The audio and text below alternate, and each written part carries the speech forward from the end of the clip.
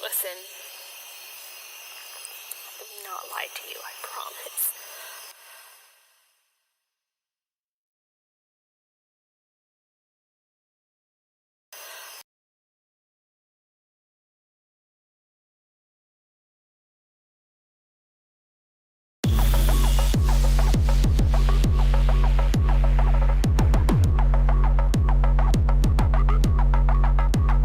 Listen.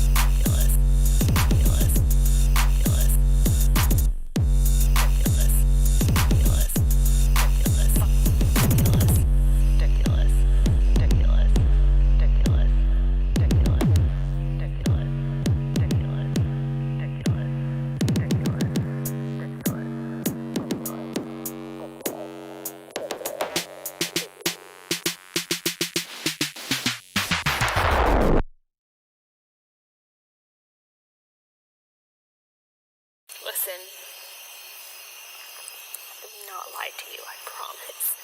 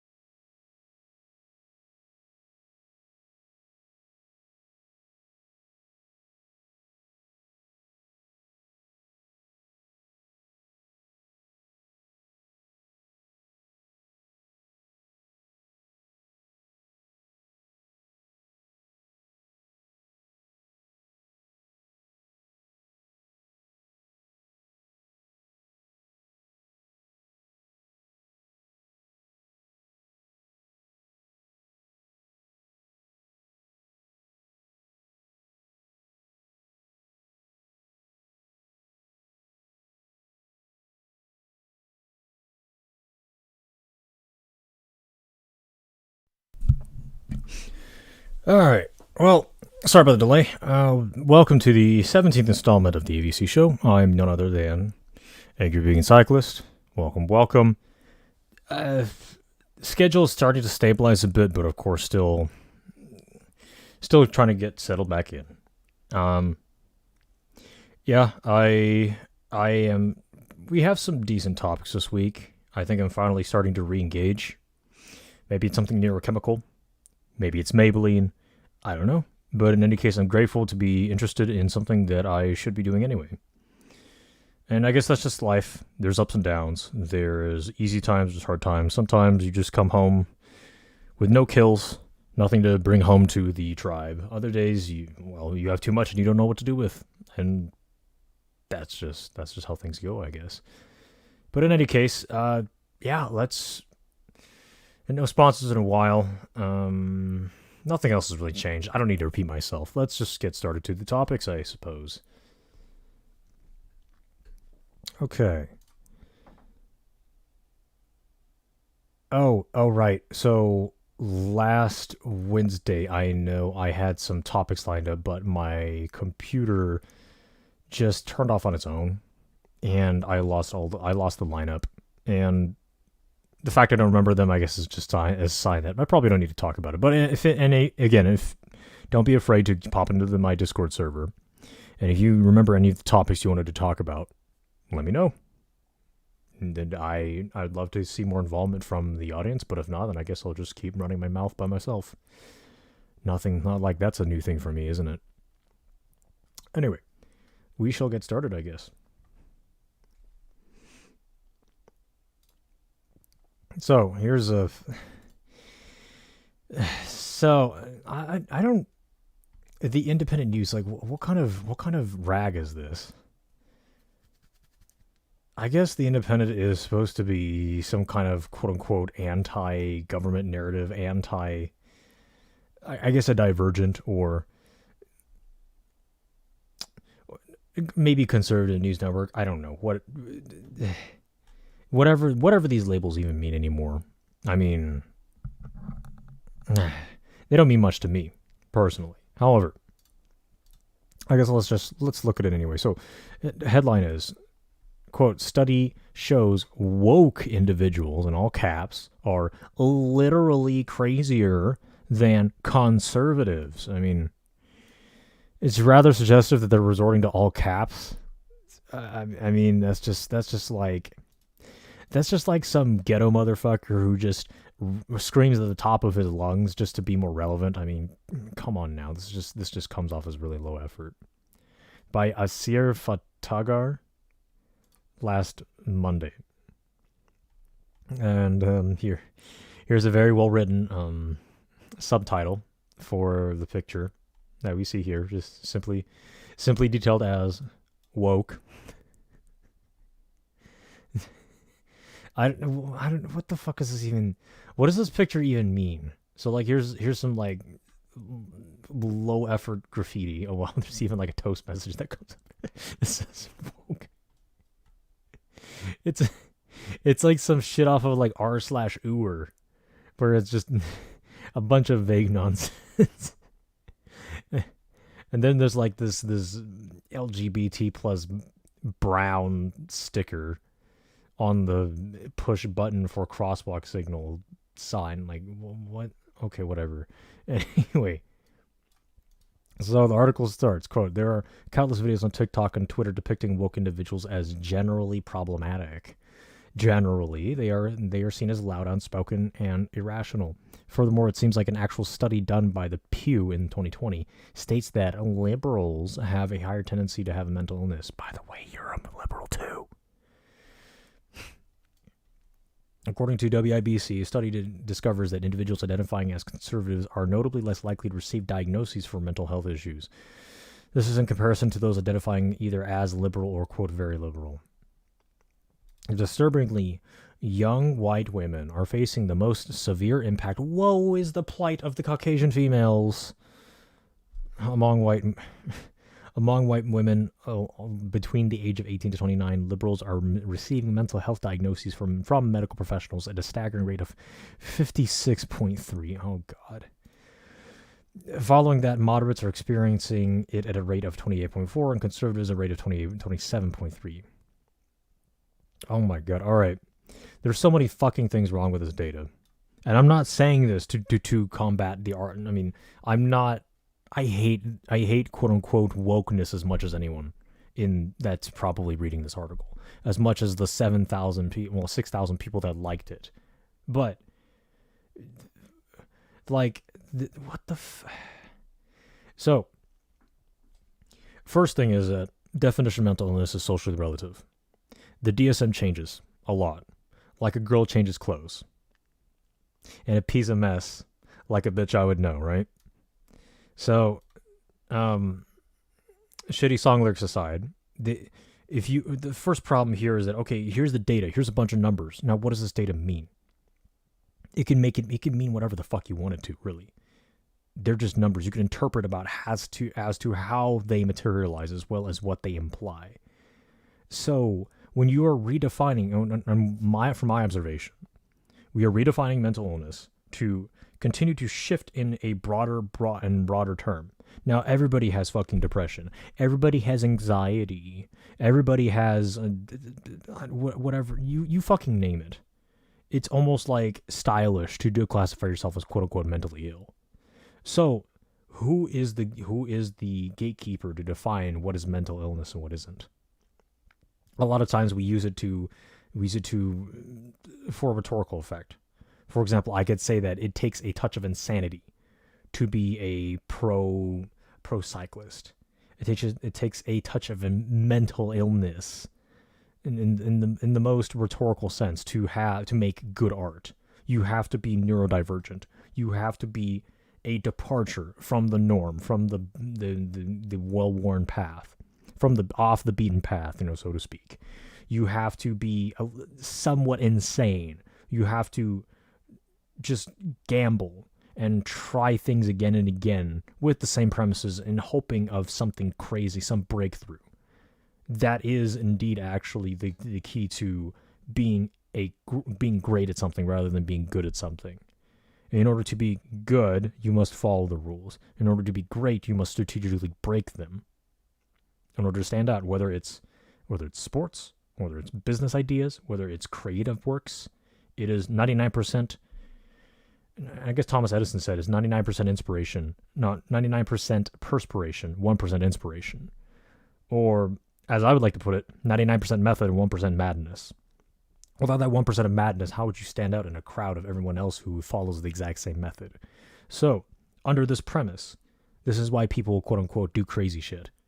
It's because, again, how else are you going to break the mold? Methodological and questionably relevant message aside. So, when you redefine mental illness, and then you have an incentive for people to declare themselves mentally ill, especially for, again, protected class, due to protected class, what is it called? Protected class statutes, like the Americans with Disability Act, for example, or Title 5, 7, and 9. You declare yourself as some other one of these groups. You declare yourself as LGBT. You get special privileges. You declare yourself as having ADHD, or I don't know, major depression, whatever the fuck. You can get special kickbacks in academia. Or you can file for a very clever bastardization full of legalese to protect yourself from being fired because, I don't know, you fucked up something at work. There's an incentive for people to declare themselves mentally ill, especially whenever there's a political twist to it. So, whenever you may have noticed that, okay, quote unquote, liberals, which means leftists, which means people who stood to the left of the 80s regime in the West, they are a part of a cabal for the most part. And I know, sure, I don't have any data to prove it, but hear me out.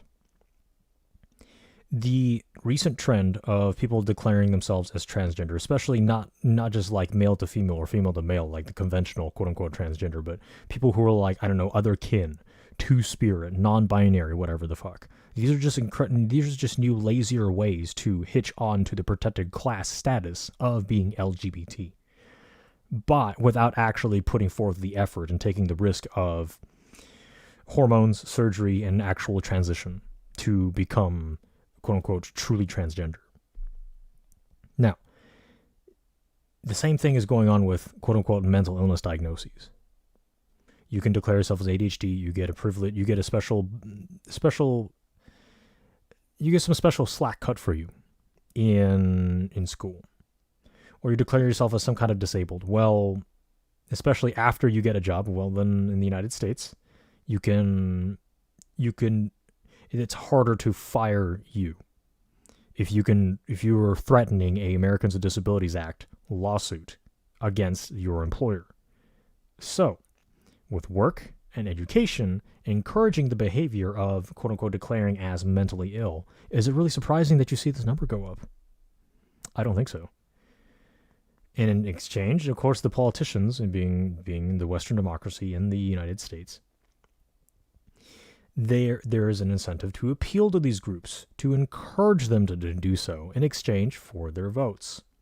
You vote for me, I'll give you more welfare, more legal carve-outs, more favors for you as a quote-unquote disabled, quote-unquote mentally ill person. So a lot of parties are all involved with this. We live in a corrupt democracy. Thus, no surprise, this number, 56.3, is up that much compared to 28.4 and 27.3 for quote-unquote non-liberals or non-leftists. Anyway, Twitter users mostly agree with the sentiment that woke individuals are mentally ill. Which could mean all kinds of things, isn't it? Anyway, okay. End wokeness on Twitter posts, quote, wokeness is a mental health crisis. I don't care to see this garbage. Fuck Twitter.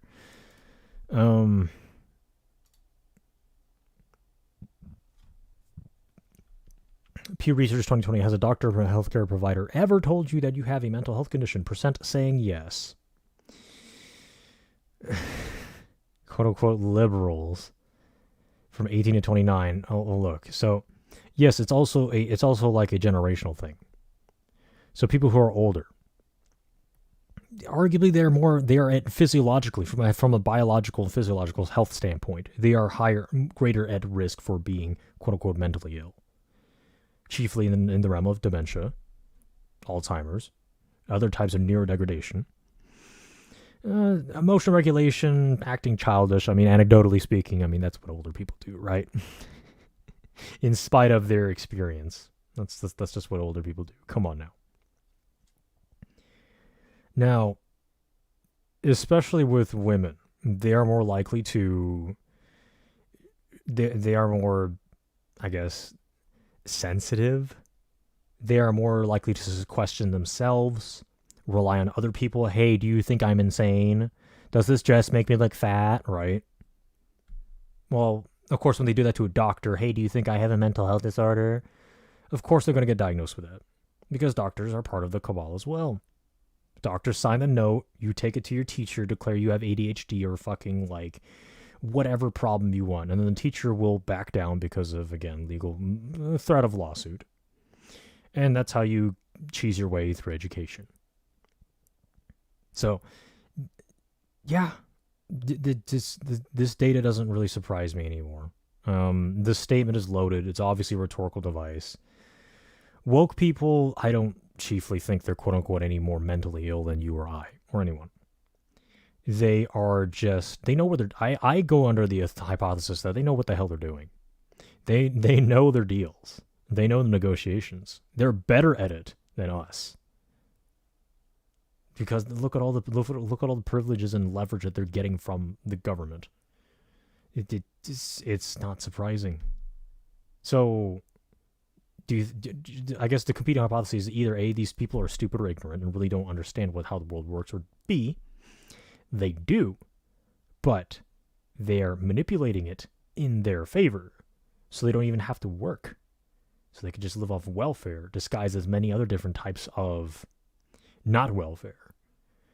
Special interests, special interest groups, subsidies, grants, the list goes on.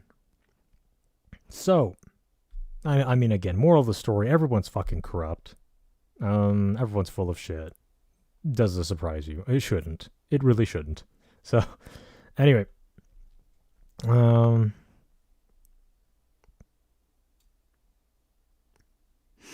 End wokeness, a growing and popular movement on Twitter that states that this political ideology is a mental health crisis. Furthermore, another Twitter user posts a conservative definition of woke. It states that people are unintelligible. It states that these people are unintelligible people seeking for the injustice happening everywhere else except for their own behavior. So this user named Tay Baby Girl X states, the quote, this might actually be a representation of how much big pharma pushes the healthcare industry to sell their products. And then Bogdanov God replies, correct. People on the left tend to, quote, trust science more and buy, oh my god damn it. Quote, trust science more and buy into big pharma products which are recommended by their doctors. Pills for kids is their gold mine. Suddenly every other child has ADHD and needs pills! Exclamation mark. Which I agree. We need to I personally believe we need to fucking stop medicating children, especially by diagnosing them with ADHD. Especially whenever we broaden the definition and the criteria to be diagnosed as ADHD. So then everyone's child is fucking ADHD. And then everyone's on SSRIs, and then we all know what road that takes us down, doesn't it? That's right.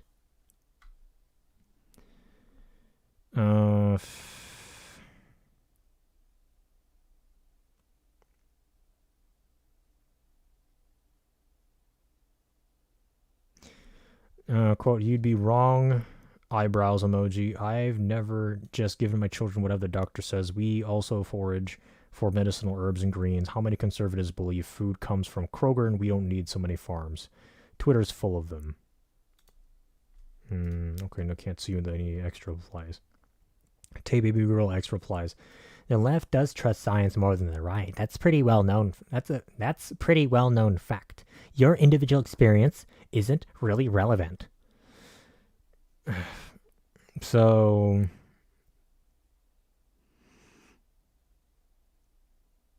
yeah. Okay, so Tay Baby Girl X has it right. Okay, well, Cindy's reply is an argument by anecdote. Yes. However, well, what's funny is, okay, so here's the thing about the quote-unquote left. Yes, what they say is literally true, but of course the conclusions that either you or the people reading these statements intuitively draw are often where the misleading happens. Again, effective journalism.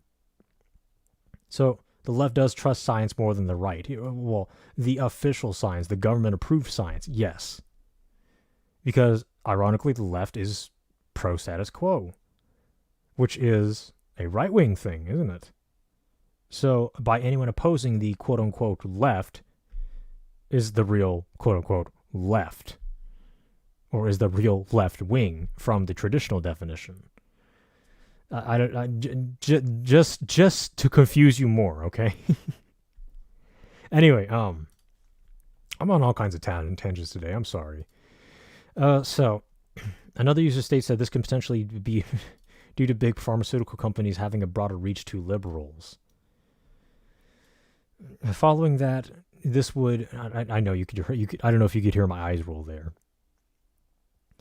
Following that, this would make them purchase their services or products. Other users state that those on the left tend to trust these companies a little too much and would blindly follow them no matter what. Emmy replying to end wokeness. Let's see, where's this fucking Twitter? Conservative men undefeated.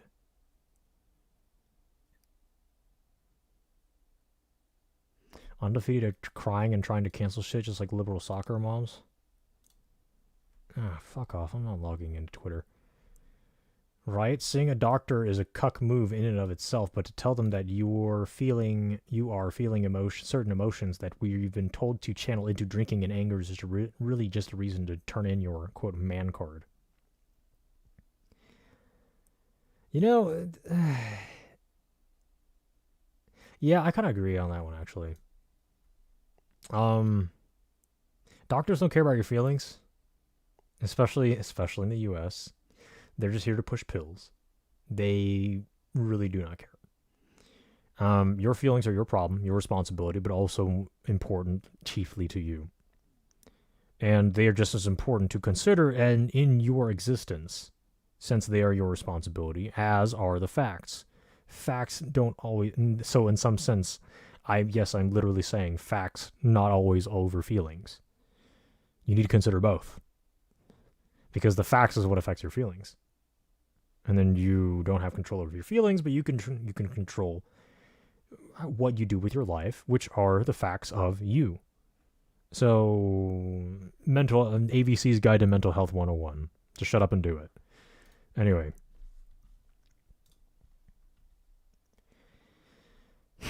I don't know. Usually I'm able to pick up on these subtleties, but I don't know what Emmy is trying to get at by saying, quote, conservative men undefeated. Maybe she's standing by them? Whatever. Fucking Instagram thoughts. I don't care what they think. Okay, continue back to the article. Moreover, another user states that conservative men are the strongest group out of all of everyone. This is due to them having the least ratings in terms of mental illness. No, it just means they don't fucking sign up for diagnoses.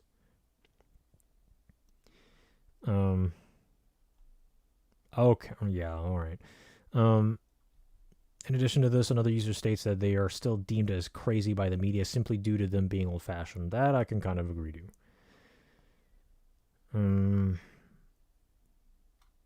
Ujiko1111 replying to End Wokeness, saying that even without showing this, we already knew it.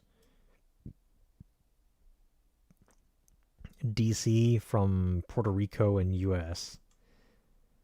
I think it's because I'm sorry, I'm retarded. That's probably that's the Filipino flag. Yeah, okay, I'm sorry. Jeez. Truther. Oh my god.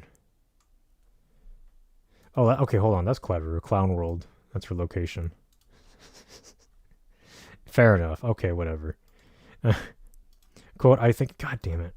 I quote, I think it's because they are mentally vulnerable and no self-awareness, easily manipulated people. Talks about how the liberals are easy to manipulate is another popular opinion among conservatives. One user states that even without this data, most conservatives already know that these people are mentally ill. Oh, God. No.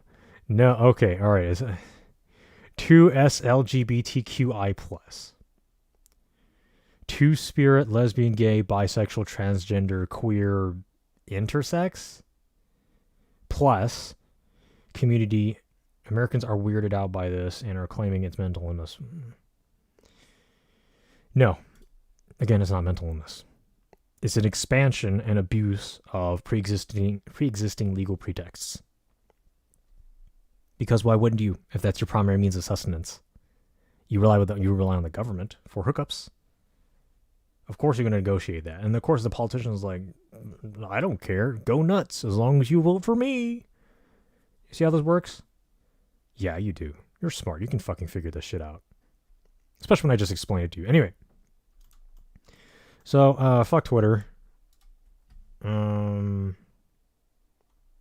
Yeah.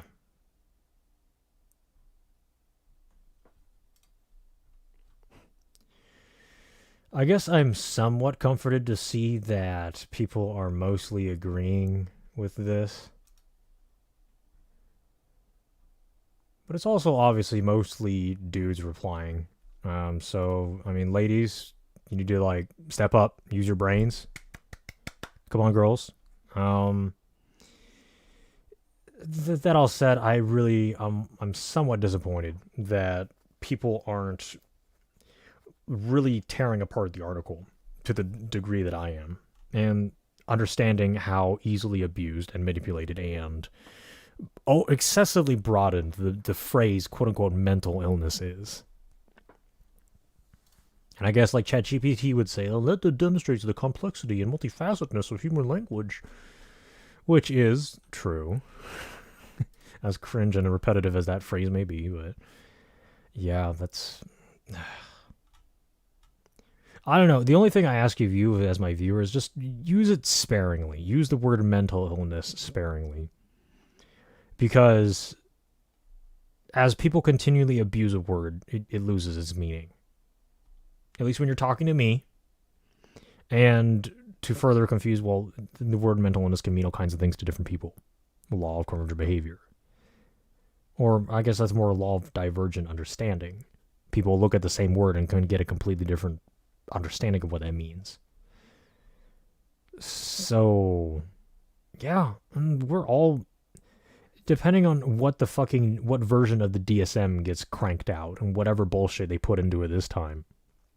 For like what, the sixth DSM? We could all be insane to some degree.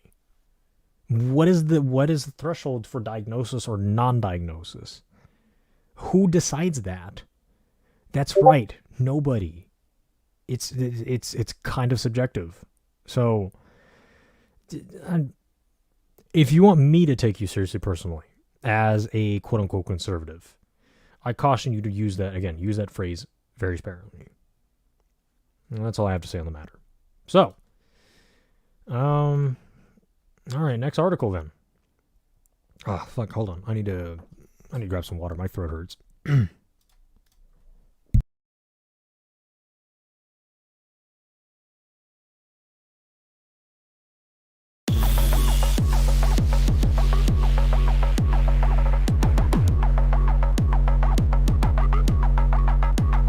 Listen.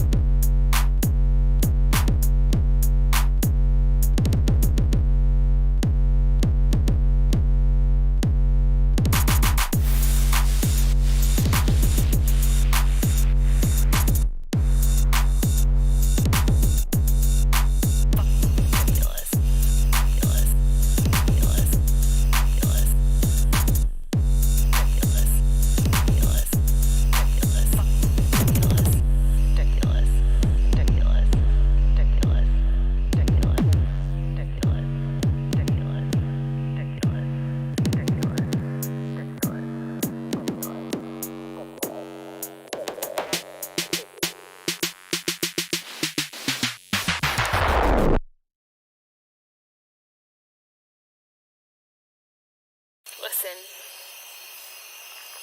let me not lie to you, I promise.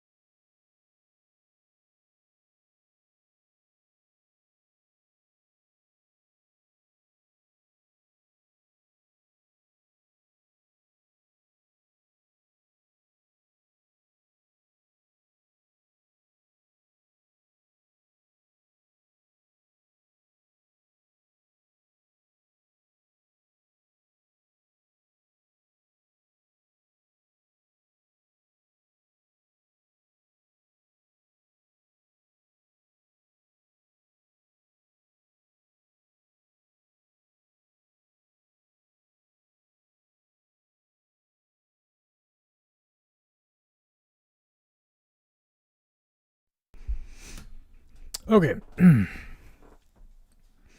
So, from MarketWatch, we have this article titled, quote, "Where did layoff tech and media workers go?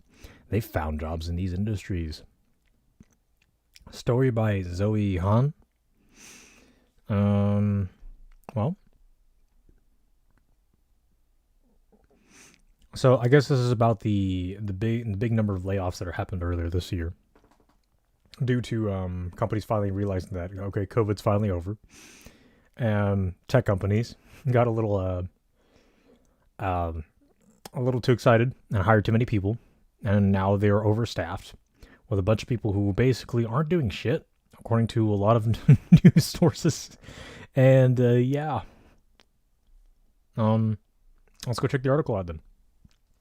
So, in one chart, more than 199,000 global tech sector employees have been laid off since the start of 2023, according to data compiled by the website layoffs.fyi, and the number of global tech layoffs has risen almost eightfold since mid-January. So where did these tech workers end up?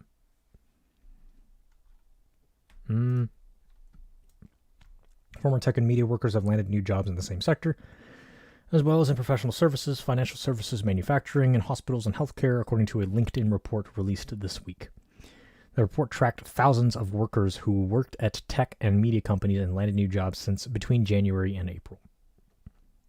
Some 37.3% of these workers landed a job in technology, information, and media, the sector where they previously held jobs.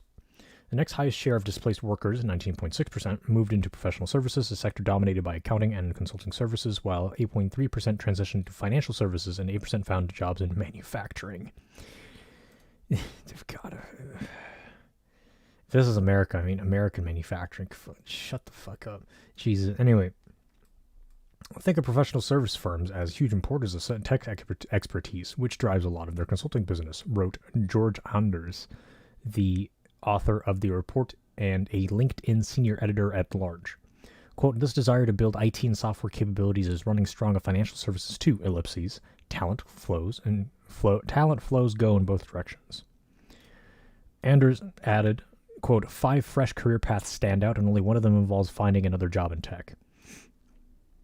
Consulting and financial services companies are prioritizing software and information technology roles to build IT capabilities," he said. The manufacturing sector is hiring software engineers, sales representatives, marketing and project management workers, he added. Car makers, medical equipment makers, and aerospace companies have been, quote, especially active in hiring displaced tech workers. Facebook owner Meta is one of a number of tech companies making job cuts in recent months. Netflix, Salesforce, Amazon, and Alphabet Incorporated, Google, have also announced layoffs. Layoffs and hiring freezes have come as the Federal Reserve has raised interest rates to combat inflation. A positive sign. More than half of workers laid off in December and January reported they had found a new job by the end of January, according to a ZipRecruiter survey released in March. Overall, it took these workers 7 weeks on average to find new jobs, the survey found. The number of Americans who applied for unemployment benefits during Memorial Day weekend totaled a low 229,000 after Massachusetts took dramatic steps to weed out a massive increase in fraud. New jobless claims in the 7 days ending May 20th rose by 4,000 from 225,000 in the previous week, the Labor Department said Thursday. These figures are seasonally adjusted. Job openings fell to 9.6 million in March, the lowest number since April 2021, and down from a revised 10 million in February, the Labor Department said earlier this month. Total job openings in the private sector fell to 8.5 million in March and 8.9 million in February, the government added. The unemployment rate in March was 3.5%, and there were 1.6 vacancies per every unemployed person. So it sounds like, okay, so with all this laid out, it sounds like we are still, quote unquote, in the Great Resignation, or we're still in the, quote unquote, anti-work, I don't know, echoes after COVID and what the fuck not. People still don't want to work because benefits are many aplenty. Now, I also question the percentage of unemployment involved with this too, because there are certain benefits. Well, supposedly, we are told that various government social services are only for people who are quote unquote unemployed. Are we talking about legally unemployed? Or are we talking about provably not receiving income from any quote unquote work? Why are they unemployed? Are they just simply invested in the wrong field? Okay, why not retool yourself? Well, people don't want to do that. Or are they just simply just being bums off of the welfare titty? I'm a bit more pessimistic and cynical regarding that, but we'll never know. That's the headache. We can never ostensibly prove it, and there's always ways to abuse government services, especially whenever the politicians, just like the doctors, know the exchange. They know the quid pro quo. They know to just negotiate with you. Humans are becoming lazier and lazier. And then all of a sudden, why are young people so depressed? Why are they having the anxieties? Ooh woo. Well, it's because they're not fucking looking for a meaning in life. You don't find the meaning in life. You're not given it either. You make it. And that's why we have the quote-unquote labor crisis. Brilliant, isn't it? But I'm not here to complain. That's just a natural stage of human evolution, especially in the age of automation. Yes, useless people will lose their jobs. And it is your responsibility to adapt to the changing economy. So unemployment is abnormally low, and there's a lot of things that the government could do to fudge the numbers to produce this abnormally low percentage.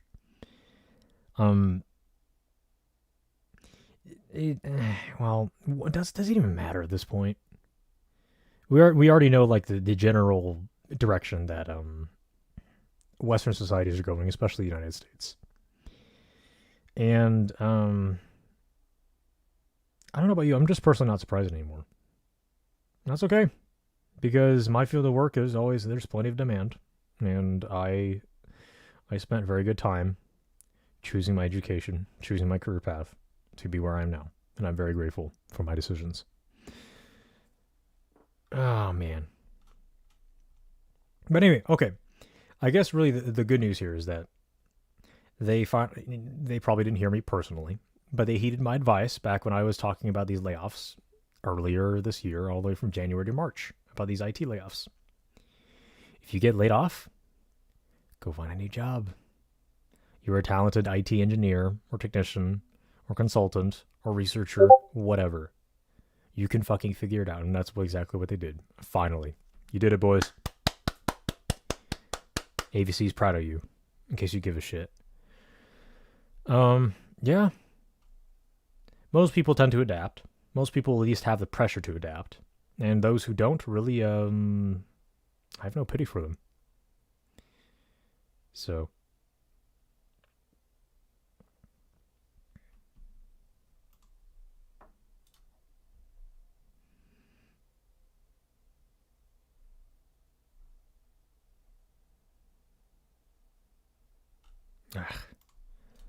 Okay. All right. Speaking of AI automation and whatnot, from Bloomberg, of course, AI threatened jobs are mostly held by women. Study shows. AI is sexist. That's why we should shut it down, right? Right. Totally.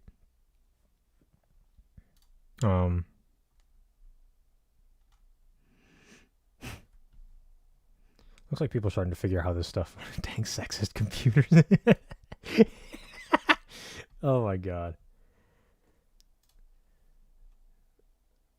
Oh yeah, here's a good one. When people actually start seeing AI as a tool instead of a competitor, things might get better and people keep their jobs. I wonder if people got mad when an electric driller was made and all people that had to drill stuff with manual drillers got unemployed.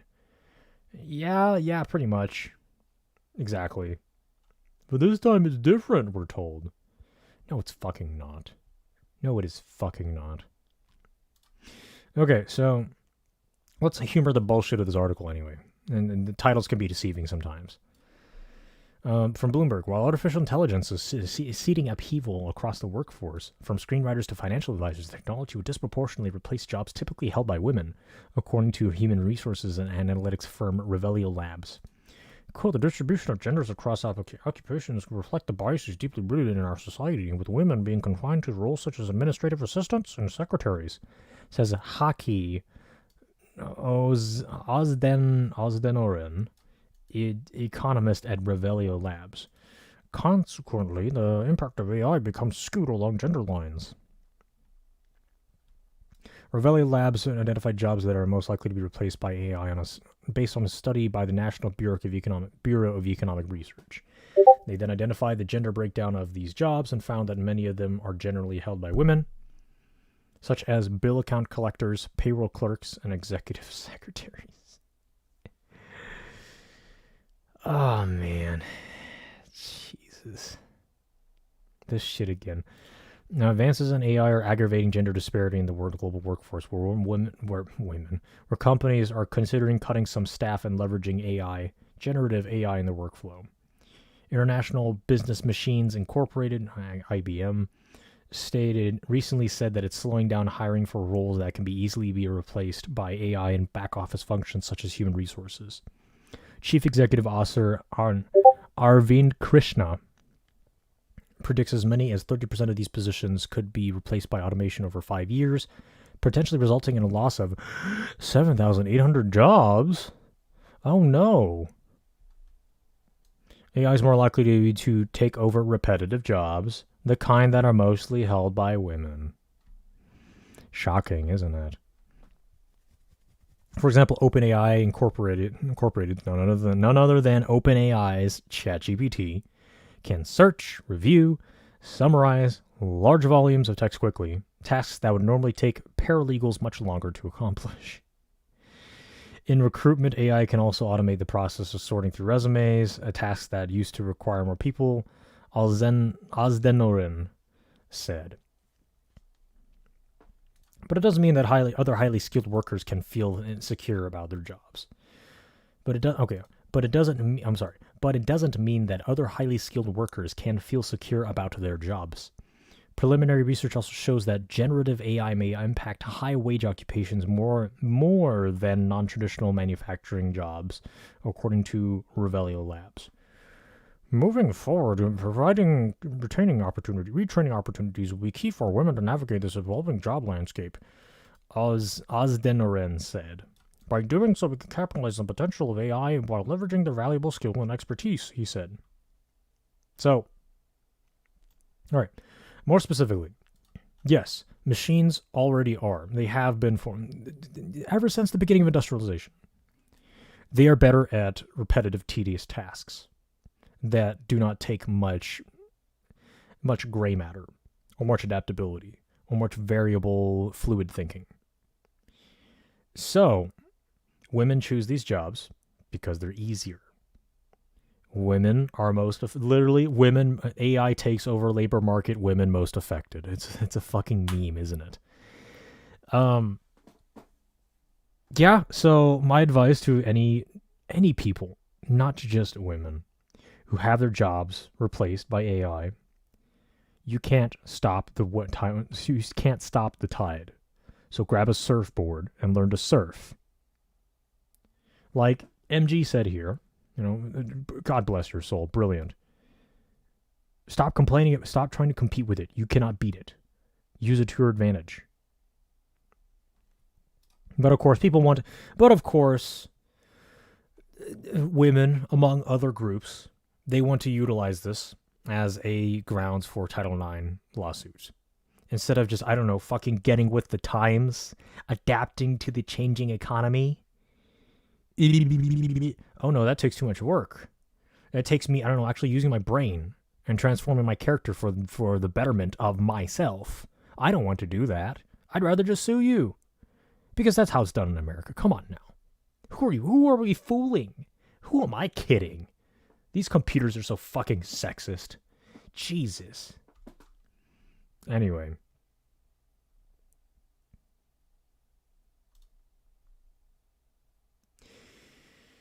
That was fun. All right. Next article. All right, let's. What the? Religion news service. What even is this? So it's just news about religion? Okay. All right. A quote. Article states, young people aren't buying far-right religious beliefs. What? So, far-right, okay, from RNS, religious news service, far-right politicians and influencers are on a rampage to impose their views on all Americans. Which is interesting language coming from a religious news site. Is this site pro-religion in general? Pro which religion? It seems like they're talking about, they have representation for all kinds of religions. Or is it just something, is it some kind of like leftist thing that is leftist secular anti-religion thing?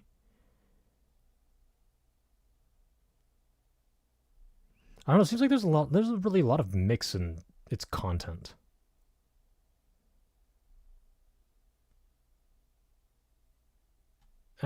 Anyway, what kind of languages do they have? Wow. Okay. I don't know. Yeah, already sounds kind of at least attacking quote unquote the religious right in the United States. Which of course, as you know, is a very fluid definition. And they're just taking the signature position of the left. I don't know if you can hear my air quotes. In the U.S., saying, quote, they're pushing for book bans, unfettered access to guns, anti-LGBTQ plus legislation, abortion restrictions, and more, all in the name of God. These sorts of hate-filled biblical interpretations might appeal to politicians' bright red bases, but overwhelmingly at the ballot box and beyond, young people are showing us that they will not buy into them. Quite frankly, for too many young people, religion means embracing weapons that kill their peers. Right, because guns kill people. It means stopping them from having control over their bodies. It means restricting people from loving who they want to love. By and large, young Americans don't want to be part of that. They want to join communities that provide safety, support, and acceptance. Ooh. Just look at some purportedly Christian messages young Americans have heard recently. Okay, so we're now accusing these people of not being real Christians. Oh, shut the fuck up. This month, Missouri State Representative Brad Hudson, a pastor and sponsor of a looming bill to ban gender-affirming care for minors, said that he would advise adults seeking to transition to, quote, embrace the way God made them. North Carolina Lieutenant Governor Mark Robinson, who just launched his gubernatorial campaign, recently stated that God formed him to fight against LGBTQ plus rights, and that a flying rainbow flag in a church is a, quote, direct spit in the face of God Almighty. Days after a shooter slaughtered 3 children and 3 adults at a Christian Covenant school, far-right influencer Charlie Kirk said that gun deaths are worth it, quote, so that we can have the Second Amendment to protect our other God-given rights.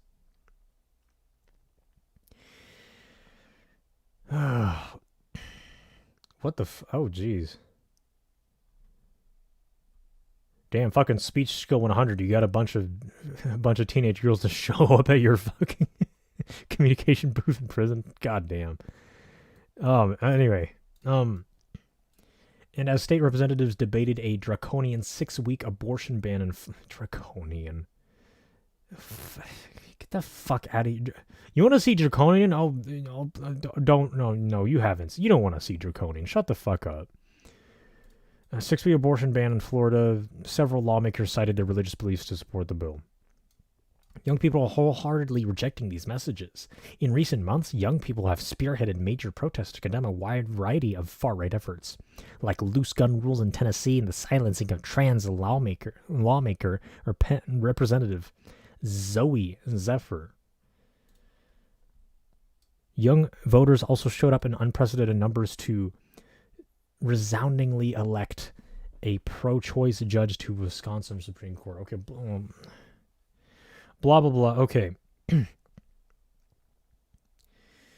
So the rest of this article is just trying to spin. They're trying to use, I guess, like, what is it called? They're trying to convince the reader that the majority of young people are moving in this direction. So you'll be the quote-unquote black sheep by being a quote-unquote far-right religious extremist. Even though this whole journal is supposed to be pro-religion? So, I mean, religion, just like any, just as you might have heard before from you know who, the religion you can spin religion to mean whatever the fuck you want, just like you can spin data to mean whatever the fuck you want it to. You can reportray a vague set of text known as religious scripture to mean whatever the hell you want it to, just like a song, right? So religion doesn't really change anything. You take away religion, people are going to still have these same quote-unquote conservative beliefs. There's quote-unquote atheist conservatives. There's a correlation because, as you'd imagine, conservative interpretations of a religion are generally anti-change. Anti-change means adhering to a status quo, which you could say is right-wing. But if that's no longer the status quo, then these traditional people are actually on the left. They want the change back to the status quo of many different decades prior. So, you could also find the definition of right and left wing in this article, surprisingly. And, yeah, it's just, it's tiring. All these fucking word games, honestly. But that's how the left plays their game.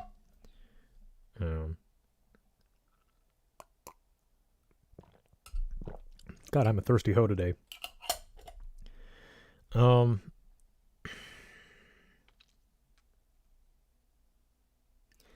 Our focus on, here's some more loaded words. Our focus on dismantling racism, which means opposing special interest groups, carve-outs, welfare.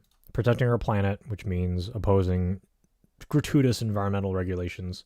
Supporting LGBTQ plus communities and other social justice goals, which means opposing more special interest groups, carve-outs, and other bastardizations of quote-unquote democracy. All the while, they're supported by the message of love and justice from the Bible and other sacred texts. Yeah. Oh look! These cocksuckers fucking put a capital B on black churches and LGBTQ plus communities. Oh my god, this is just a fucking leftist rag. This is what religion is nowadays. How does that make you feel? Where's your fucking tradition? Where's your faith? Where is your God now? That's right, welfare killed them. Fuck you. Anyway, next article. So SoFi CEO says a person pulling down $100,000 or more, quote, really struggles to live the American dream. Oh man, the fucking, jeez. Suburbia. So, quote, in many ways, someone today that's making $100,000 plus really struggles to live the American dream for a variety of different reasons. They need a relationship bank. SoFi Chief Executive Anthony Noto.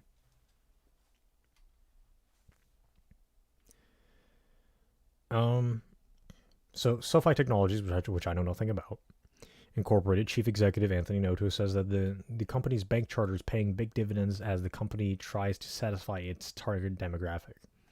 The financial services company caters to what it calls, quote, high earners not rich yet. And that customer base faces a multitude of challenges, according to Noto. If they overspend on their college education, they're going to be in a hole and they can't invest, he said at a JP Morgan investor conference Wednesday, according to a transcript from Alpha Sense and Centennial. If they try to buy a home that's too big relative to their means, they're not going to be able to save, and they're going to constantly be running over budget. And so we want to be there for that relationship every day, and to be there for all their major things, which means we have to help them borrow better, save better, spend better, protect better, and invest better. In his view, SoFi's banking charter, acquired in January 2022, is helping the company get more involved in its customers' broader financial lives because it allows SoFi to capture direct deposits more easily and appeal to customers with its interest rates on savings and checking. Quote, a key to our strategy is building a primary relationship with the members so that we can be there and be trusted and be there when they make those decisions. And one way to drive the primary relationship is having someone's direct deposit. Very little of the $2.7 billion in direct deposits that SoFi amassed during its first quarter related to its banking industry fallout, according to Noto, as SoFi's deposit momentum is, quote, really coming from the largest money center banks. The company remains on track to meet its target of at least $2 billion in deposits each quarter, he continued. So, obviously, all right. If I missed, okay, let's just look at this real quick because I'm obviously so ignorant of this. Financial service company and an online bank. Okay, so now you know. Now you see the conflict of interest. So first, the article opens with the only partially relevant headline. SoFi CEO says a person pulling down $100,000 or more really struggles to live the American dreams, which to some degree is, yes, that is definitely the case. Welcome to the world of inflation. Because Americans cannot stop begging the government for more fucking welfare and not raise their taxes. So what the hell does this headline have to do with what Mr. Noto here is trying to say? So clearly he's trying to goad people into borrowing from them because of this banking bullshit. And really, I understand how much harder it is to do so, but really, if you live in the U.S. or in the West, stop borrowing money, take the L in your living standard, and yeah, stop being a debt slave. It was a choice. So whatever you have now, pay it off as soon as possible. Work more, be more diligent with your spending, control your fucking spending habits, take charge of your own finances. Because clearly everyone else just wants your money. You are but a rotting carcass on the ground for the vultures to eat. So, until Americans figure that out, this problem is only going to get worse. And hopefully another 2008 doesn't happen. But we'll see. We'll see. America's notorious for the debt, aren't they?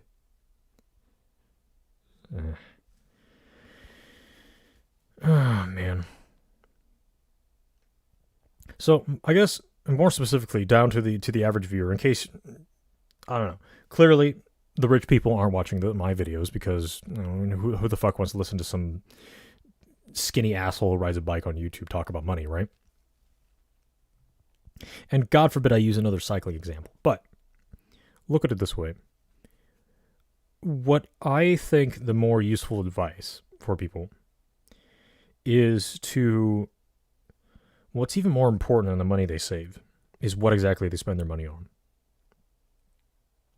So we live in the service economy. Service is the most, probably one of the biggest costs because they are regular, they are recurring, and they compound over time. Whereas spending the money on something, I try to live roughly with the buy it for life mentality. When I look at something I need, I ask myself, okay, let's draw a graph real quick. And let's draw a graph. So, let me get my tablet out.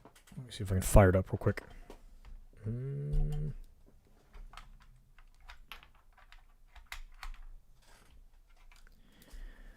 Okay. All right. So on this axis, let's say we have X. No. I'm sorry. I am retarded. I forget my math. So the y-axis, whenever you go up, here's like value. And here is the x-axis. So here is cost. Now, in terms of performance, value, sexiness, whatever desirable thing you want to exchange for your money, a lot of products with the bottom of the barrel being here, free stuff, zero value, and then the most expensive shit being over here. Usually it kind of goes like this, right? So let's say for cars, bikes, computers, whatever. Pros, usually they spend as professionals at whatever it is, whatever activity or task or whatever you're looking at. They're usually up here, right? They'll spend heavenly amounts of money for the most marginal gains because they are performing or using the device or material or substance at the level where every little bit is worth infinite amounts of money because that's their livelihood, that's their ego, every blah, blah, blah, so on and so forth. And obviously, at zero, you get nothing. And whenever you buy really cheap shit, sometimes it breaks, so you have to replace it, that costs money. And then you have the inconvenience of broken equipment, so you can't actually do the thing that you want to. So, where's the point of diminishing returns? I usually buy things, especially with things that I regularly use, around this level. Now, obviously beyond this is just marginal nominal gains. Really, it could literally be a skill issue from there on if you are getting the results, for example, sports. If I buy a bike that's above, let's say like below UCI regulatory weight, which is, 15 pounds, 7 kilos for a road bike. Beyond this, like, it's just completely insignificant. I paid triple, quadruple, quintuple the amount of money of a bike right here. And what would it garner me? Almost nothing. Meanwhile, anything below here, well, there's so many problems with the bike. It's heavy. It is so many more pounds heavier than the bike here that it poses a huge disadvantage in the race. It breaks, the parts suck, parts are they are welded or riveted together instead of having like bolts and screws, or there's just whatever. The list goes on. And you could apply this to cars, computers, any toy, any device, tools, etc. When you buy something that is of decent quality and you understand how it comes together, you understand how to work on it yourself, this, in the long run, even though you're paying considerably more than the lower price point here, what the hell? This will save you more money in the long run because you can use the higher end device or vehicle or machine or tool and not have to replace it.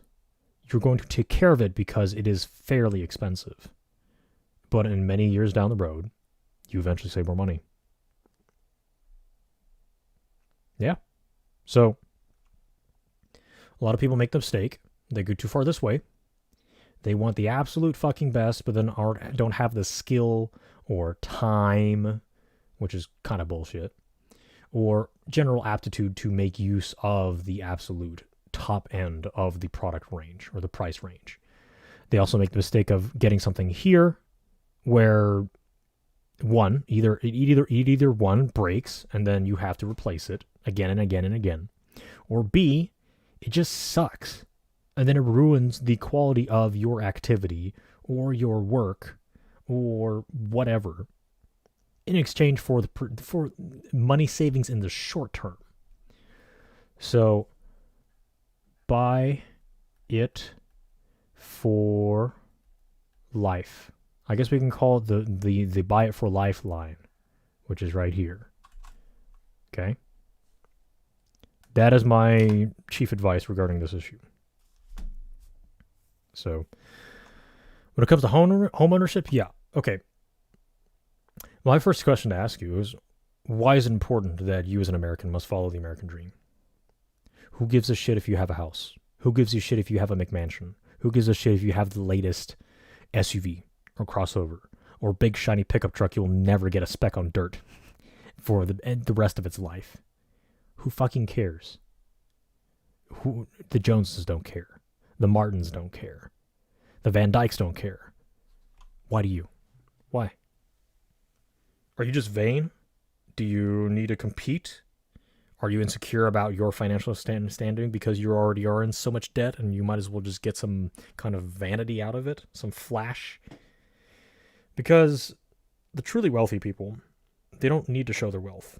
They know they're rich, and they don't care what other people think. The fact they don't care about what other people think is probably partially due to the partial cause of their success. Because they're not focused on conventional rat races.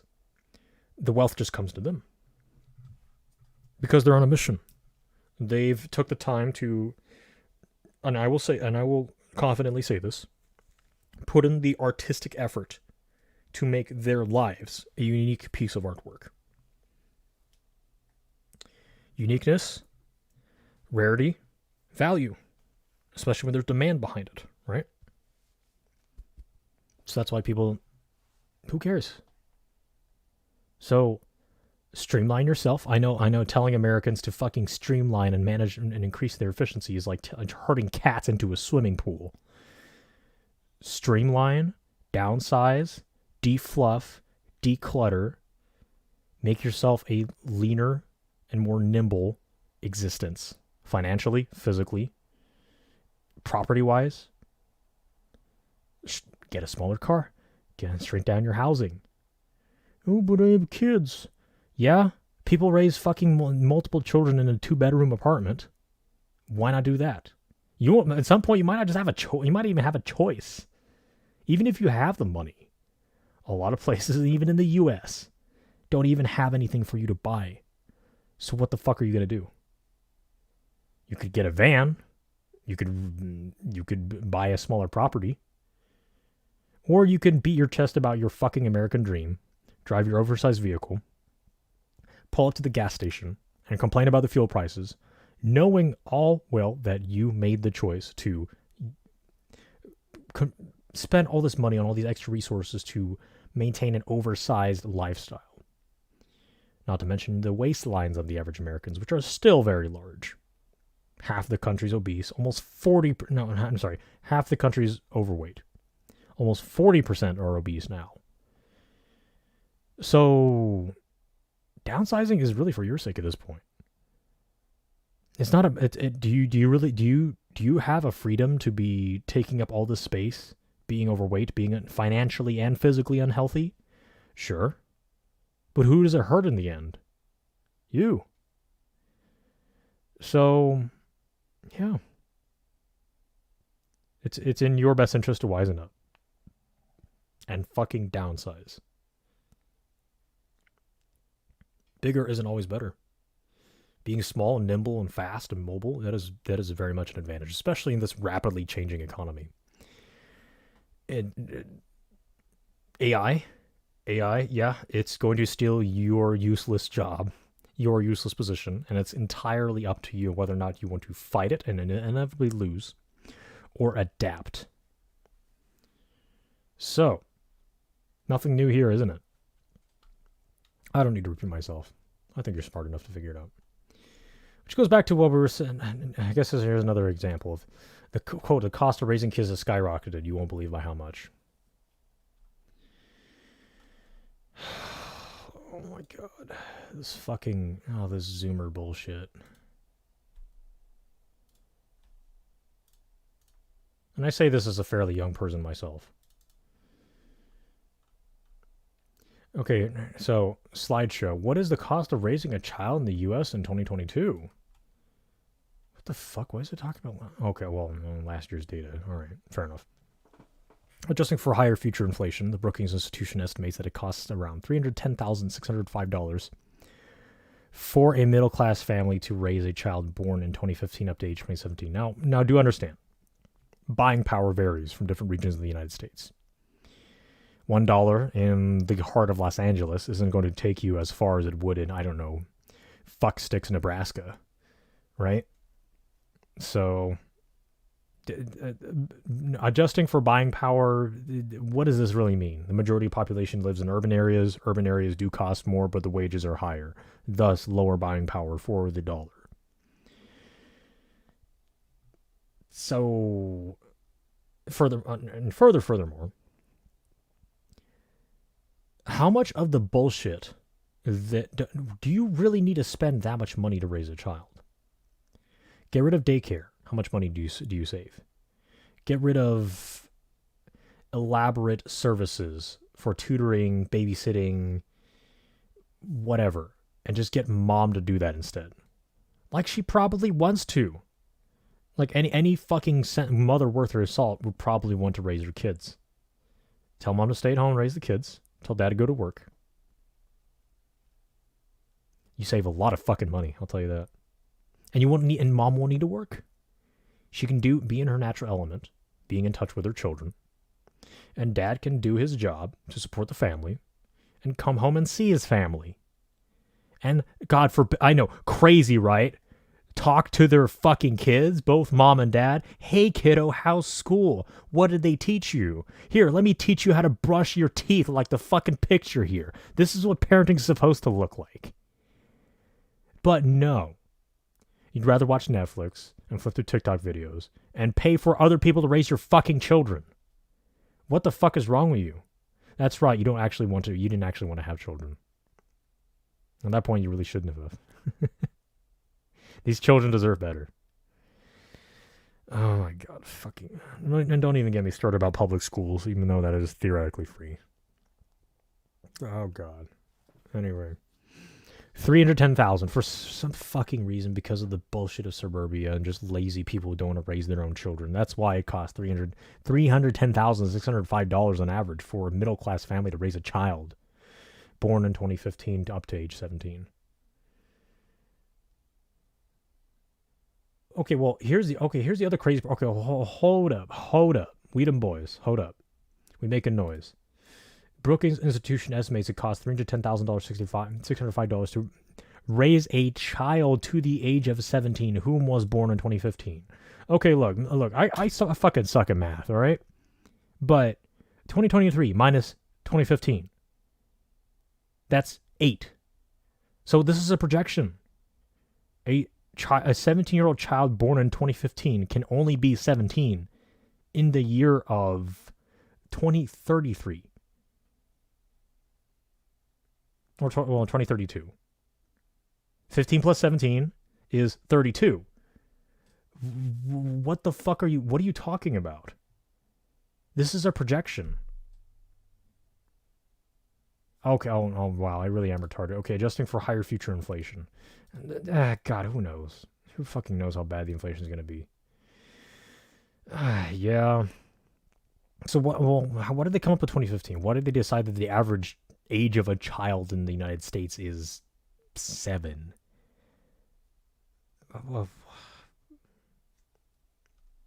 Of course, the amount you end up spending depends on a number of factors, including household income, the cost of childcare, and where you live. The cost of childcare. Shut the fuck up. Oh my god. All right, the comparison of the cost of raising a child in 2000 versus 2022. Average cost of raising a child in 2000 looked much different than it does now, thanks to a large part in the recent surge of inflation rates. Guess who's causing that? In 2000, the typical middle-income family could expect to spend $165,630 to raise a child to the age of 17. In 2022, that same family would spend $310,605, according to the Brookings Institution analysis, which adjusted the USDA's most recent estimates for higher expected future inflation. Note that this amount doesn't include extras like summer camp or birthday parties, nor does it factor the cost of college. Oh, God. College. Oh, man, if there were sound effects for every time I rolled my eyes here, it would just be a spam fest of it would just be mashing the soundboard. Like so. When it comes to the average cost of raising a child from birth to 17, middle-income families spend $17,255 per year. The following table shows where that typically goes.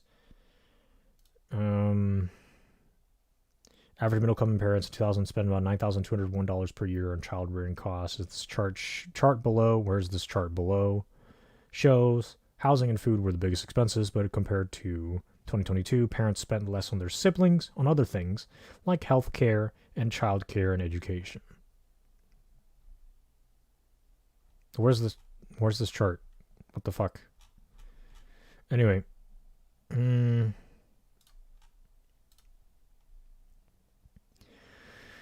Oh god. Telling Americans how to streamline their finances? Holy shit, what the fuck kind of backwards world are we in? How to reduce the cost of raising a child today. No matter when you become a parent, you're likely to have some major expenses. The good news is it is possible to save money while raising kids. Here's some tips to consider. 1, look for ways to lower housing expenses. Oh, here we go. It's go time. Look for ways to lower housing expenses. It's downsizing. This is literally what I just fucking stated. Oh my god, this is perfect. For instance, if you're planning to move, you may want to expand your search to include smaller, less expensive homes located in neighborhoods with lower property taxes. God forbid. Purchase secondhand clothes. Kids tend to outgrow their clothing quickly. Rather than spend a lot of new outfits, shop secondhand whenever possible. Tag sales, thrift stores, consignment sites. Yes. Don't forget eBay. eBay is pretty good for that too. Make the most of your local library. Are expensive streaming subscriptions eating away at the family budget? Considering canceling some of the streams and heading over to the local library. Not only can you check out audiobooks and books for free, you can also rent DVDs and enjoy free events. Yes. Shop generic. Well, when it comes to grocery, skip name brands, go for generic. Yes. No, that's kind of I guess they're listed in order of magnitude.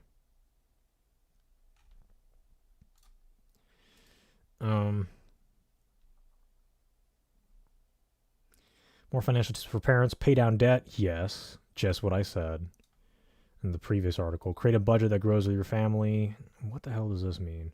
It's a good idea to sit down once a month to evaluate what's working in the budget, what can be improved, and what new expenses are on the horizon. A spending app can also help keep tabs on where the money's going. Prioritize savings. When you're raising a family, it's easy to let long-term savings goals fall by the wayside. One way to make saving second nature is to sock away a portion of each paycheck into a savings account, investment account. By paying yourself first, you're better positioned to reach your financial goals, whether this is putting multiple children through college, investing, or saving for retirement. Yeah, so it sounds like Americans are starting to be forced to live like Europeans. Oh, interesting. Takeaway, having family can be rewarding, blah, blah, blah, blah, blah. $310,000 to raise a child to 18. This article appeared on SoFi.com. Interesting. They're not shilling for, hey, come borrow money from us. You know, what could possibly go wrong? So, here's a big disclaimer. Jesus. Yeah, these are all just these are these are generally good things these are like general advice for finances. And obviously, it's just like fitness. So you tell people, okay, count calories, exercise regularly, get some fucking good sleep, drop the caffeine, start at the basics, start at the bottom. No one wants to fucking do it. Because it's tedious, it's boring, it actually, God forbid, it is the work that it takes to change your character to set yourself up for a lifetime of success, and people don't want to fucking do it. People just can't be helped. They don't deserve to be helped if they don't want to be helped. Oh, man. Anyway, yeah, once again, just fucking follow the basics. Come on. Everything else builds on top of it. It is not this hard. And if it is, you should still fucking do it anyways. Because that's the only thing that will really improve your life. Man. SoFi Learn. What is this like? Financial Literacy 101. Teaching finance that public school won't. I don't know. These guys aren't bad after all. Go check it out. SoFi Learn. If you're a younger viewer, if you're younger than 20, just moved out, yeah, this is a great place for you to go. You really need to look at this. Yeah. From BuzzFeed, this professor said that young people, quote, should never be at home if they want to be successful, and I have never seen Gen Z and millennials come together so heated. Like, oh my god. Gen Z and millennials fighting? No cap. On God, for real. The Wall Street Journal recently shared an excerpt on TikTok from the Professor G podcast, hosted by Scott Galloway, who's a professor in marketing at the New York University Stern School of Business, author, podcast host, and entrepreneur. At Wall Street Journal, quote, if you're not working, you should be with friends, trying to find a mate, or working out, said Scott Galloway, New York University marketing professor and host of the Professor G Pod podcast at the #W at Wall Street Journal CEO's Council Summit on Wednesday. To be successful, he said it takes 110%. #Scott Galloway, #success, #how to be successful, #career advice, #jobs, #work-life balance, #hustle culture, #dating, Wall Street Journal, #the Wall Street Journal, again, WSG. What the fuck? Oh my god. You should never be home. This is what I tell young people. Home is for 7 hours of sleep and that's it. 7? No, go for 8. The amount of time you should spend at home should be inversely correlated to your success professionally. Romantically, you need to be out of the house. Generally, yes. However, the quote-unquote Sigma male grind set would, like, and I hate to sound like some kind of, like, fucking healing crystal Karen or some kind of holistic hippie bullshit. You just like with athletic training, most days of the week, yes, and it's at least 5 days a week you need to be training, but those 2 days you need rest, and this is for a number of reasons, chiefly about dopamine regulation. Dopamine is literally a chemical motivation. It is not like the retards in dopamine fasting who say that, oh, you just need to fast from dopamine, bro. You just need to like meditate or stare at a wall or pick your belly button. No, they are different parts of your brain. Different parts of your brain are correlated with different behavior, activity, thinking, sensations. The more you expose yourself to a certain stimuli, the more desensitized you become to it. Whether it's work, whether it's exercise, physical training, jobs, sex, food, you name it. Whatever unique stimuli, you will eventually grow jaded to it. You'll build up the tolerance to it. Yes, just like an addiction. And when you de-expose yourself to it, your tolerance goes down. So, same thing with motivation. That's why people get burned out. Is because you do it, you're just nose to the grindstone all day, every day, fucking Sigma male grind set, bro. And then you eventually, really within a few days, for most people, you just stop giving a fuck about what the hell you just yesterday or just last week or just 2 weeks ago knew you were absolutely passionate about. Basic neurochemistry now. Now, with that aside, I generally agree, yes. Unless your project is at home, what are you doing at home? For young people, especially, it's usually hiding. Hiding from something. Hiding from social anxiety or things that upset people. And in this case, yes, I agree with Mr. Galloway. Young people need to harden the fuck up and realize that if they want something in life, it probably means going somewhere. Whether you are marketing a product or a project or collaborating online or going out in the real world, which honestly, I mean, more and more business is online. So being at home is kind of a metaphor. It's not about literally being at home. It's about complacency, fear, maybe apathy, A lot of young people need a kick in the ass. I can agree. But a lot of people in general, they just don't really have any aspiration to begin with. So you tell them this and you tell them this advice. They don't know what the fuck you're talking about because they don't have a mission in life. They don't have aspirations other than just to eat, sleep, shit, piss, and I don't know,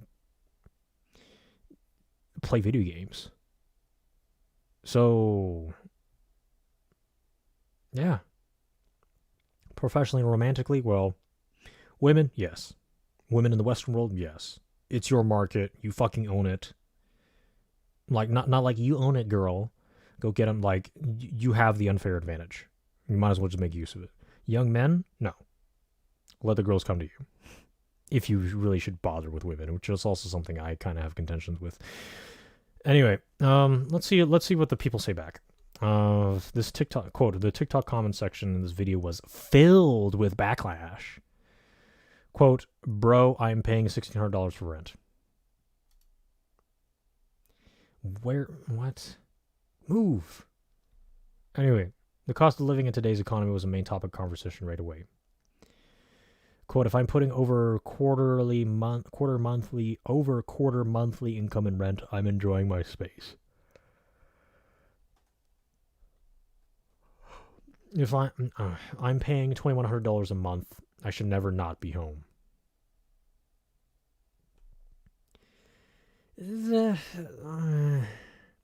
So I guess here's another law divergent understanding. So Galloway says this sentence, and then people don't really get what he's after and interpret it entirely differently. So, okay, if you're paying that much for a... Actually, this is a good financial rule. Don't pay for more than a quarter of your income in housing, whether it's a mortgage or rent. And I'm enjoying my space. Yeah, if you're a YouTuber, I mean, go nuts. That's literally a career opportunity. You're taking the initiative. I think that's entirely congruent with what Galloway is actually meaning to say, other than with the literal words of his statement. Same thing with this reply, or $2,100 a month. Jesus, what kind of that better be like a 3 or 4 bedroom. If not, you need to fucking move. Seriously. Mostly because people are frustrated with this advice comes from someone who doesn't understand how difficult it is for the younger generation to attain things like their own homes. Fuck, who gives a shit about owning a home? What an arbitrary benchmark of wealth. Oh, you get to fucking borrow a bunch of money. Okay, congratulations. Why not just flex your FICO score? That says a lot more than whether or not you have a fucking house. Like, fuck suburbia. Anyway, quote, can the old guard just go away already? They're already ruined our chances to own a home, let me at least enjoy my overpriced rent.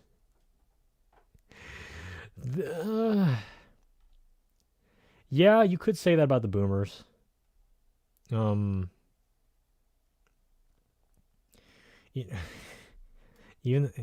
Yeah, okay, that's interesting conversation, interesting back and forth we've got going over here.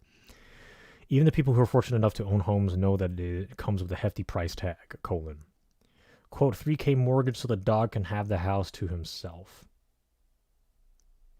Yeah, you kind of fucked up there. Yeah, you need to, God. Which goes back to what this fucking article here. Downsize.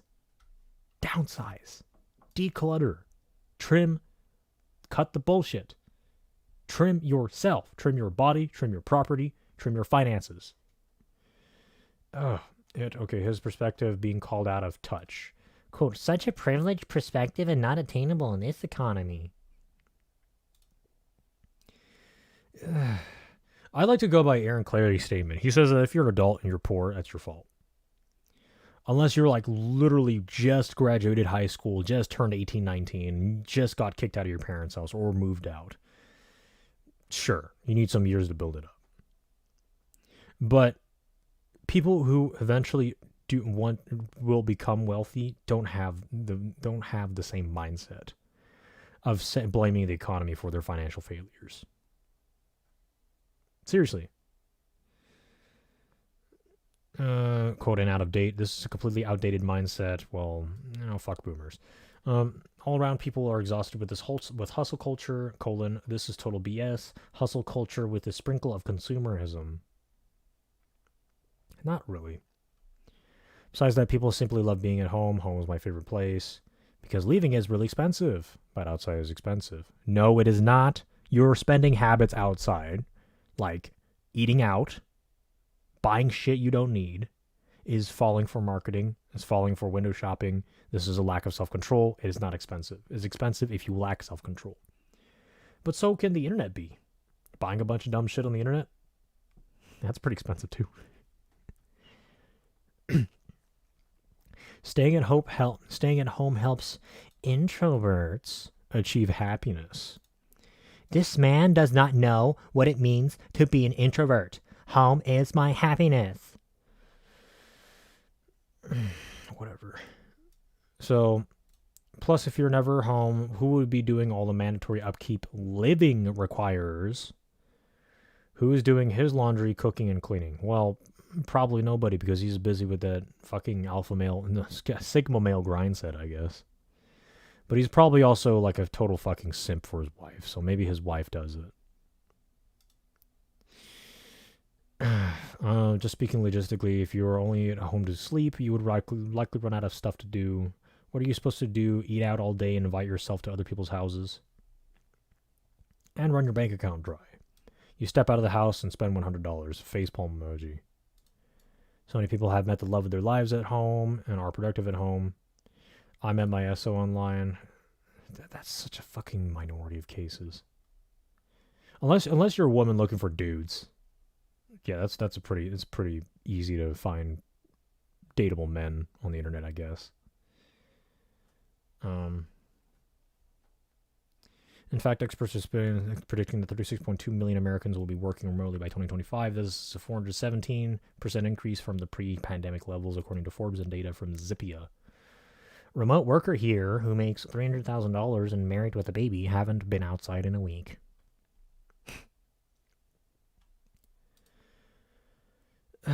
So, is this really something to brag about?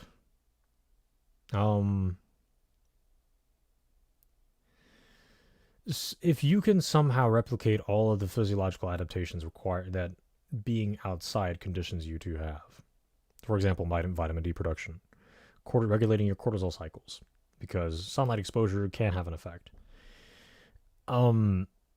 Theoretically, yeah, okay, you could be someone who doesn't need to go outside.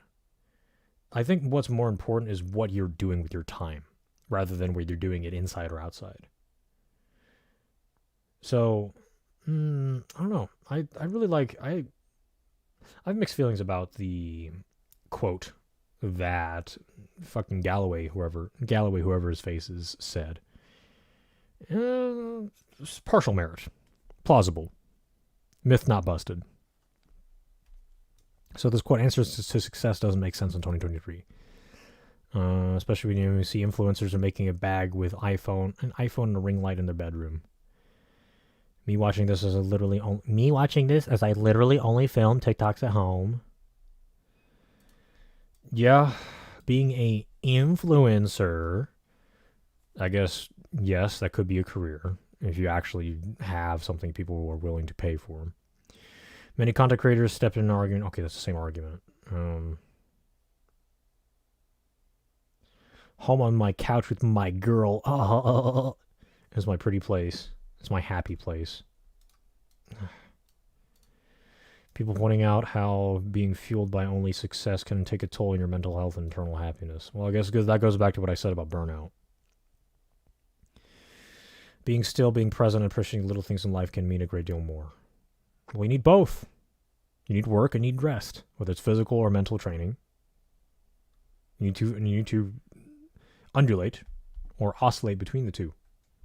Also, being at home for your kids is something that should not be overlooked. Yes, right here, which is exactly what I was talking about, the quote-unquote cost of raising children. Echoes right here. Wrong. Proximity to family is incredibly healthy and productive. Sure. More than anything else, though, people just want a safe space to decompress from the world. Even the few people who said they agree stress the importance of being home and alone. I agree, but tomorrow I'm staying in the house meditating and getting my mind clear. Y'all should do the same.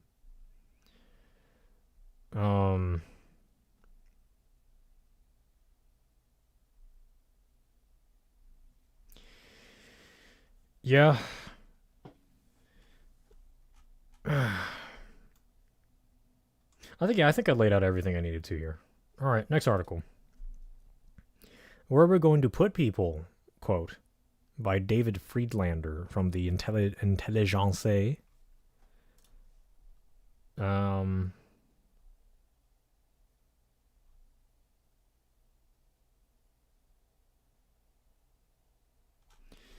I don't know anything about this journal. New York Magazine? Okay, whatever.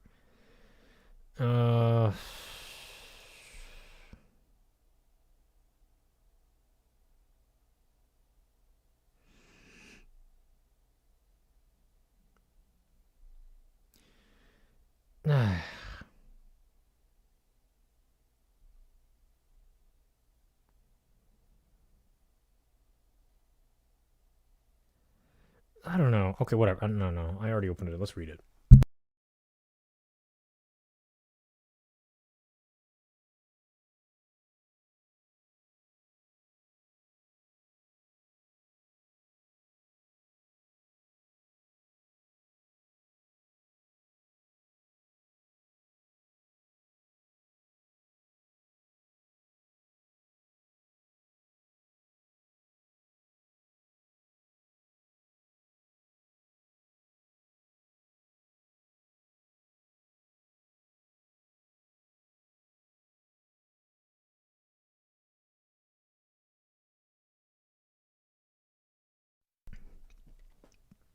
Okay.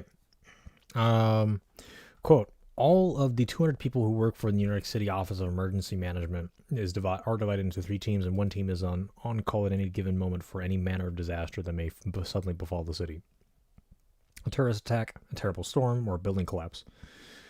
One night earlier this month, Zach Iskall, the city's director of emergency management, was at home on the Upper East Side putting his kids to bed when the phone rang. It was from one of the on-call teams saying that a new and unexpected busload of asylum seekers had arrived at Port Authority. Busloads of migrants have been arriving for months, spiking after May 11 and the expiration of Title 42, a federal directive that kept asylum seekers at bay when COVID was still considered a national health emergency. New York, which alone among American cities has the right to shelter law that guarantees a bed for a night for anyone who needs one, had been scrambling to find placement for hundreds of people arriving every day. The city's existing, inadequate, and woefully underfunded shelter system had long ago been exhausted by not only just migrants, but also record number of native New Yorkers, homeless people. And so the members of the Adams administration have been scrambling to jury-rig alternatives. Orchard Beach, when that caused an uproar, a shuttered correctional facility on Rikers Island, and when that caused one too, half-empty hotels, or any building with empty square footage, such as Midtown office buildings left dark since computers stopped coming to Midtown. But now they were at last out of options. There were no buildings or beds left, yet people were coming, with the shelter system in the danger of collapse. And the only sites that the city could use were ones it owns, so nothing belonging to the state, the federal government, or private landlords wasn't on offer. A police chief on call mentioned that there was a police academy facility in Murray Hall sitting empty. By midnight, Iskall was there, and by 1:30 in the morning, Mayor Eric Adams had shown up. It was by chance the police academy where he trained. It was, he said, smaller than he remembered, and he pointed them to a room upstairs and the OEM staffers hadn't gotten to yet. A cafeteria, a place where they might be able to cram a few more cots. And so it has gone for the past several weeks in New York City, and so it will likely continue for the foreseeable future, a day-by-day, hour-by-hour scramble to meet a human catastrophe that is the product of a dozen global and national circumstances, but is landing here. There is no end in sight to what could become the defining crisis of Adams' first term in office. Being involved in being involved in dealing with the crush of new arrivals coming to the city, altogether numbering nearly 70,000, larger than the city of Santa Fe or Palo Alto, few of whom speak English and all of whom are prohibited from working. Talk about it as if it were a natural disaster like a hurricane, but one that never stops to allow for cleanup and just keeps hammering the shore. Senior administration officials keep a massive Airtable document that includes a list of potential sites and their attributes, who owns them, how many can sleep there, etc. A number of sites that city officials thought were theirs turned out to have been merely leased from the state or federal government. Some landlords see a way to make a quick buck off of the vacant properties, volunteering their buildings only to have their insurance companies refuse to indemnify them. There need to be sites for single men and women and sites for families, places for city aid workers. Why does there need to be? What? So, okay, all right. I don't fucking care what this article says. So this is all moral posturing. There needs to be. There should be. Should seldom is. Who gives a fuck what should be whenever something isn't? Why isn't it is a much more important question. Well, there's probably a reason. You're probably not the first person who made this statement. So, why do we need to bring all these people in? Are they actually willing to be part of the country? Are they willing to pay into the system, take care of themselves, take charge of their own fucking problems, and not leech off of the country that they claim to want to live in? Do they want to culturally integrate to the cultures available to them? If not, are they willing to build their own community within the country? If the answer to all those questions are no, what the fuck are these people doing here? Get rid of them. For their sake, for our sake. Theoretically, as if I'm part of the country that the author is speaking from. And I don't care about the race.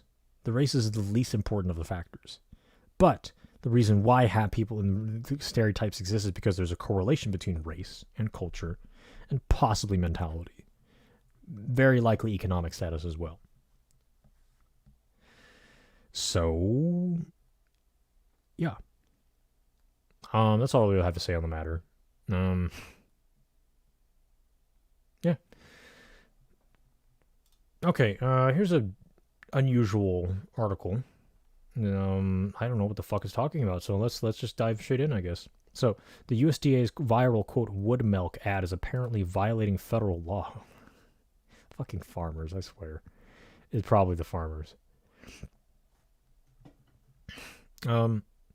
Advertising can be filled with hyperbole, and while those statements can be eye-catching, they can't cross a line by touting false or harmful claims, whatever the fuck that might mean. The USDA's April quote-unquote wood milk ad might have sought to cut the popularity of plant-based milk. But the Physicians Committee, a nonprofit public health advocacy organization, says the marketing went too far. The organization's May 25th complaint alleges that the advertising campaign violated federal law by disparaging plant-based milks. According to 7... Okay, I'm sorry, I don't know what this abbreviation means.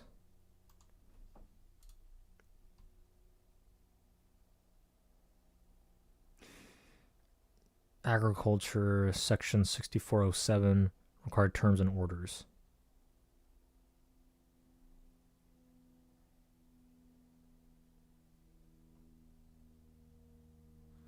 In administering the order, the board shall carry out programs and projects that would provide maximum benefit to the fluid milk industry and promote only fluid milk products. The board shall... What kind of fucking carve-out bullshit is this? Oh my god. Ah, jeez. The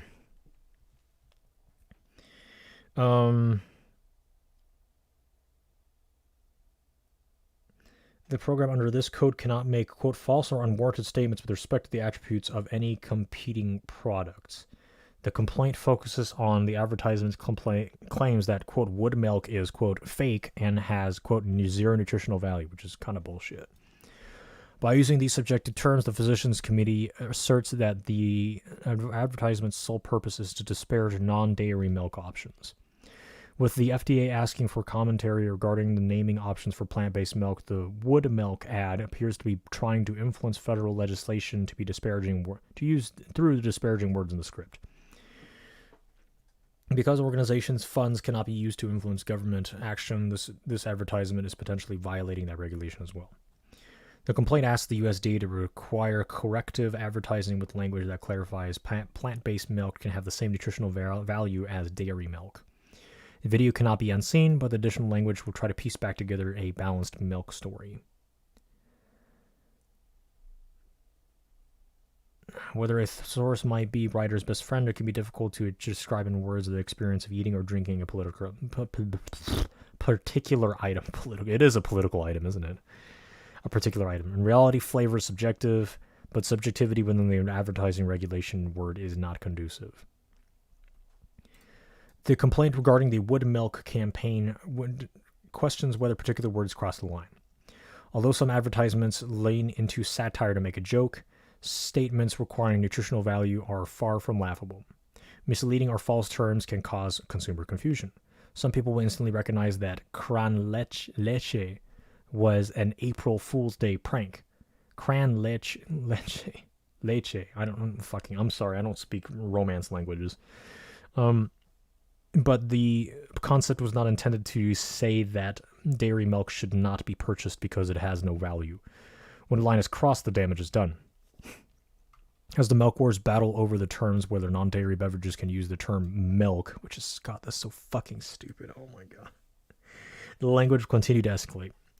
Even through terms like, quote, real might be subjective, it is the purpose behind them is behind the term that needs to be evaluated. When humor crosses into mockery, it can impact a company's bottom line. Like any word, there are terms of engagement, and this ad might have violated those laws. Fucking potato milk. What the fuck is this? Oh my God. All right, where can I see a rendition of this ad? Did it get fucking taken down? What the hell is this shit? Come on. Anyway, all right, let's go check this out real quick.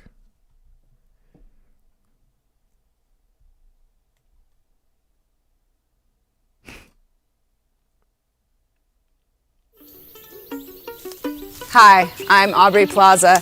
You know me as an actress, but I'm also the co-founder of Wood Milk, the world's first and only milk made from wood. Wood Milk started with a simple idea. I saw a tree and I asked myself, can I drink this? As it turns out, the answer is yes, if you make it into milk. Here at Wood Milk Orchards, we grow our trees the old-fashioned way, right out of the ground. And we're certain our eco-friendly, artisanal, free-range wood milk will be the only milk you'll want to drink for the rest of your life. Why? Because you're thirsty. And because you want it. Because you want that wood as your milk. Our wood milk is bottled right here in the forest, which locks in the flavors like... So Miss Plaza here was using the phrase free range, like, let's quote it directly. And because you want it. Why? Because you're thirsty. Eco-friendly, artisanal, free-range wood milk will be the only milk you'll want to drink. Yeah. So I don't know where these, and I say this as a fake vegan, now fake, previously real ex-vegan. This doesn't look like it's not a TV commercial. It's 1 minute and 48 seconds. Most television commercials are much shorter, like 40 seconds. I haven't watched TV in so long. I fucking forgot how long a TV commercial is. But again, like a YouTube ad, 30 seconds.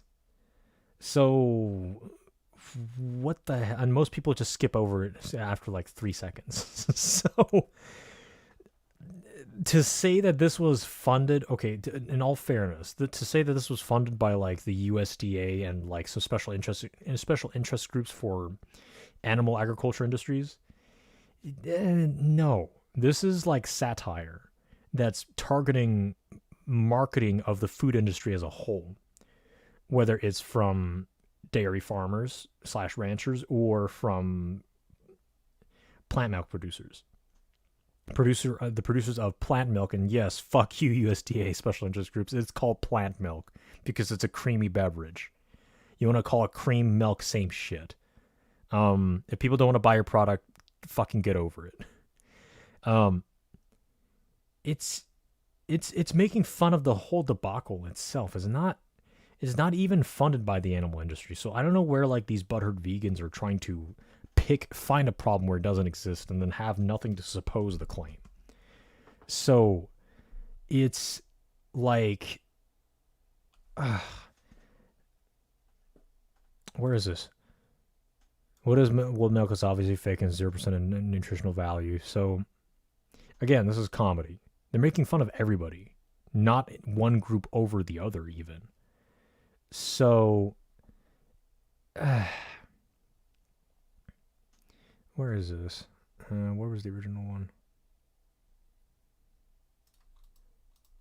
Where's the wood milk article, bro? What the fuck?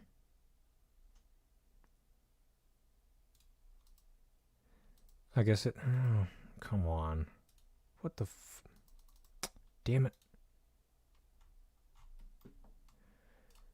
Okay, hold on. I don't know what the fuck just happened.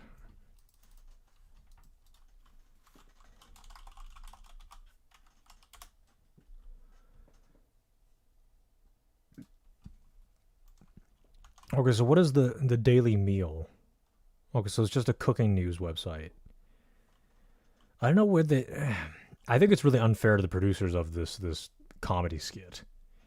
It's USDA's viral wood milk. This is not a USDA ad. What are you talking about? What?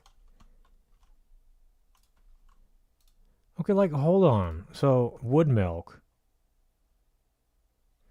Oh wow, fucking it's taken off of Instagram. All right, let's look at the official website. Wow, HTML5. Okay, that's nice, smooth. Where's this? Wood TV. God, what is this shit?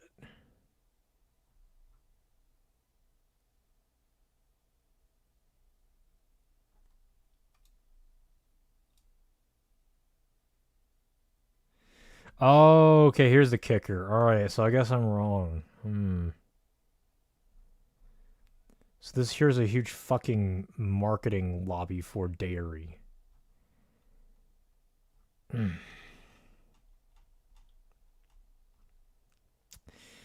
don't know. I'm really mixed on this.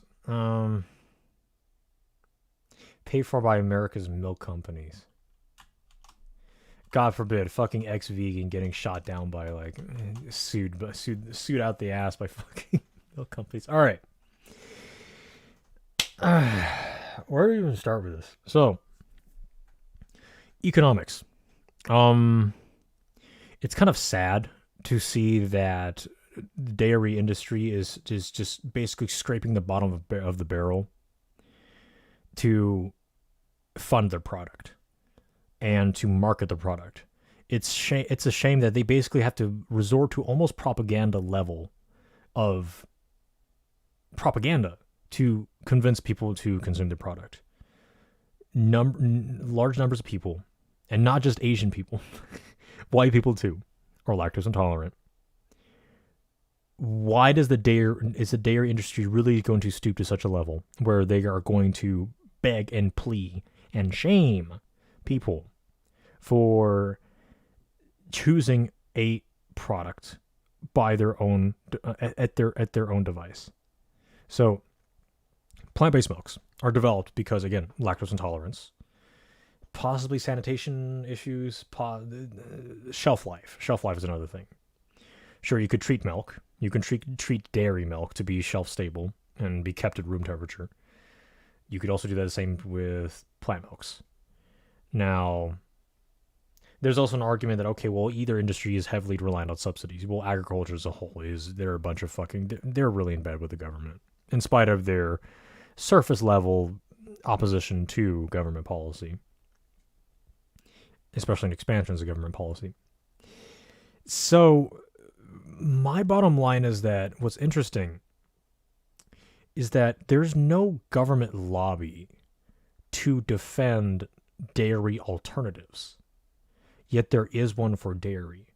Why is that? The only thing I can think of, well, the demand is moving in a different direction. Dairy, quote unquote, big dairy, dare I sound like a leftist shitstick by saying that, is they are so insecure that they need to beg the government to spread, for the most part, propaganda for a special interest group to maintain their revenue instead of just adapting to the fucking market. So which goes back to like the this bullshit, right? Sexist AI is destroying jobs for women.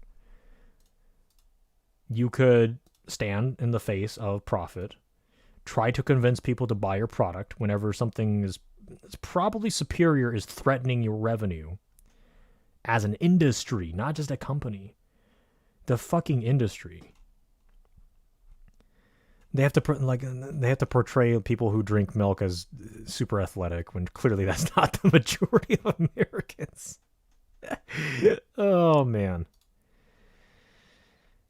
What's this about? Hashtag Team Milk. What the fuck? Oh, they're fucking like they're just sitting. They're on their knees, fucking in front of Uncle Sam, and be like, give me your milk, Daddy. Extending their tongues like fucking while jerking him off. Hashtag Team Milk will be for ESG money. Shoot that ESG money in my mouth, Daddy. Fucking while like giving good old Uncle Sam a double handy. Just Jesus, it's pathetic. Oh. Sponsoring women at 3 marathons this year, or make a donation to Girls on the Run. Isn't that just God? I can see why the government's totally in on this, because like it's just this their way to buy like the agricultural sector, as if they don't already own it already. Like, God, come on. Look, maybe I'm biased because after spending several years after not drinking milk, I can't even fucking stand like the smell of it anymore. It's just, ugh. Like, if you're, just admit it, your product sucks. You need to figure out a new way to stay economically relevant. Like, adapt. The free market will choose whatever the fuck it wants to. They don't care about your propaganda, dude. If I don't like milk, I'm going to buy any other product other than what you're going to produce. Sorry. This stuff, this shit doesn't work on me. I don't know about you guys. And I think a lot of even non-vegans, even people who just vehemently hate vegans because vegans fucking touched them in the wrong spot when they were kids, a lot of them don't really care for milk. So I'm just blown away by the propaganda budget right here. The complete unwillingness to fucking deal with the fact that people don't want to buy your product.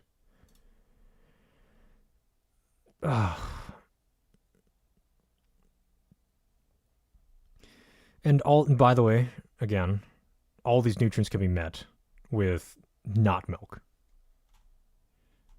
Including B12. B12 comes from the soil. It comes from bacteria. Yeah. There's supplements which are much more concentrated in B12 than any fucking meat or dairy product. If you're really concerned about B12, you're really concerned about all these fucking nutrients which you clearly don't know shit about. Go take supplements. They're much more concentrated. They are much more potent. And if you're really so concerned about deficiencies, they're much more effective. Why the fuck are you resorting to dairy? Why are you resorting to meat or any food material per se? Oh, right, you don't actually care about them. You're just using them as an excuse to subsidize your own failure. So it's just pathetic. I'd be ashamed of myself if I were part of this industry. Seriously, fucking grow up. Work on yourself. Retool. Learn new skills. Produce a product that people actually want to buy. instead of just begging. Like, what the fuck is even the point of business at that point, other than just to screw people out of their money? Like, if you are truly innovative, if you're truly hardworking, if you actually have something known as work ethic, you would produce a product that people would naturally want to buy, and then you'd take pride in it. Not do the same thing you've been doing all this time, and then beg people, strong-arm people into buying your product.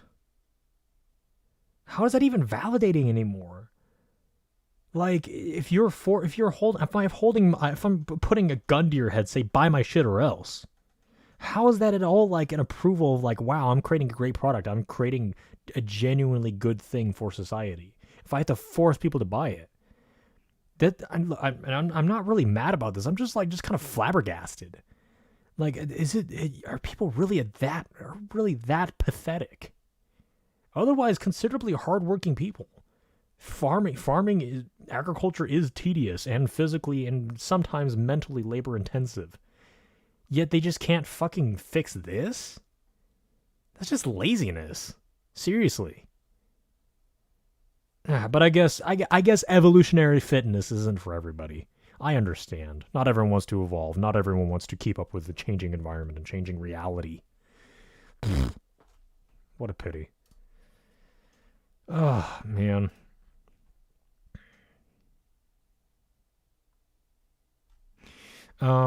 Okay, what is this? Let's go watch this video real quick. Acres of lush green grass. This farm is growing hundreds of acres of lush green grass in the middle of the desert.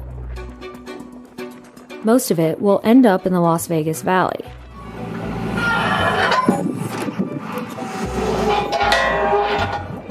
And that turf is thirsty. It's likely grass uses more water than any other crop in the US. So after decades of mega drought, Nevada is the first state to ban lawns. Now, water cops are on the hunt for anyone wasting water on so-called useless grass. It's just aesthetic. It doesn't serve any kind of functional purpose other than for looks. And it's a problem all over America. We dump about a third of the water we use at home onto our lawns. But at what cost? And can Nevada show us how to live without them?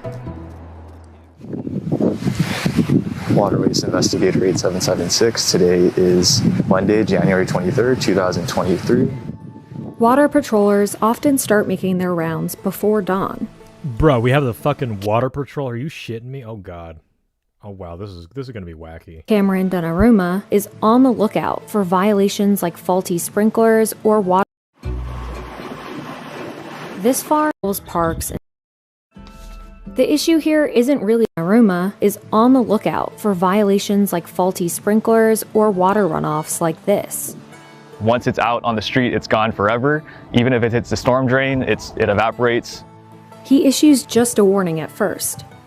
After that, fines can go up to over $5,000. Residents can only water their yard on assigned days each season. That means just one day a week in the winter. All this enforcement seems to be working. We're actually using 26% less water than we were 20 years ago. But that's just a drop in the ocean when it comes to the region's larger water crisis. Vegas is seeing record population growth, and more people means more thirsty lawns. That's why Nevada is the first state to introduce a law banning what's known as useless grass, like these areas between the sidewalk and street.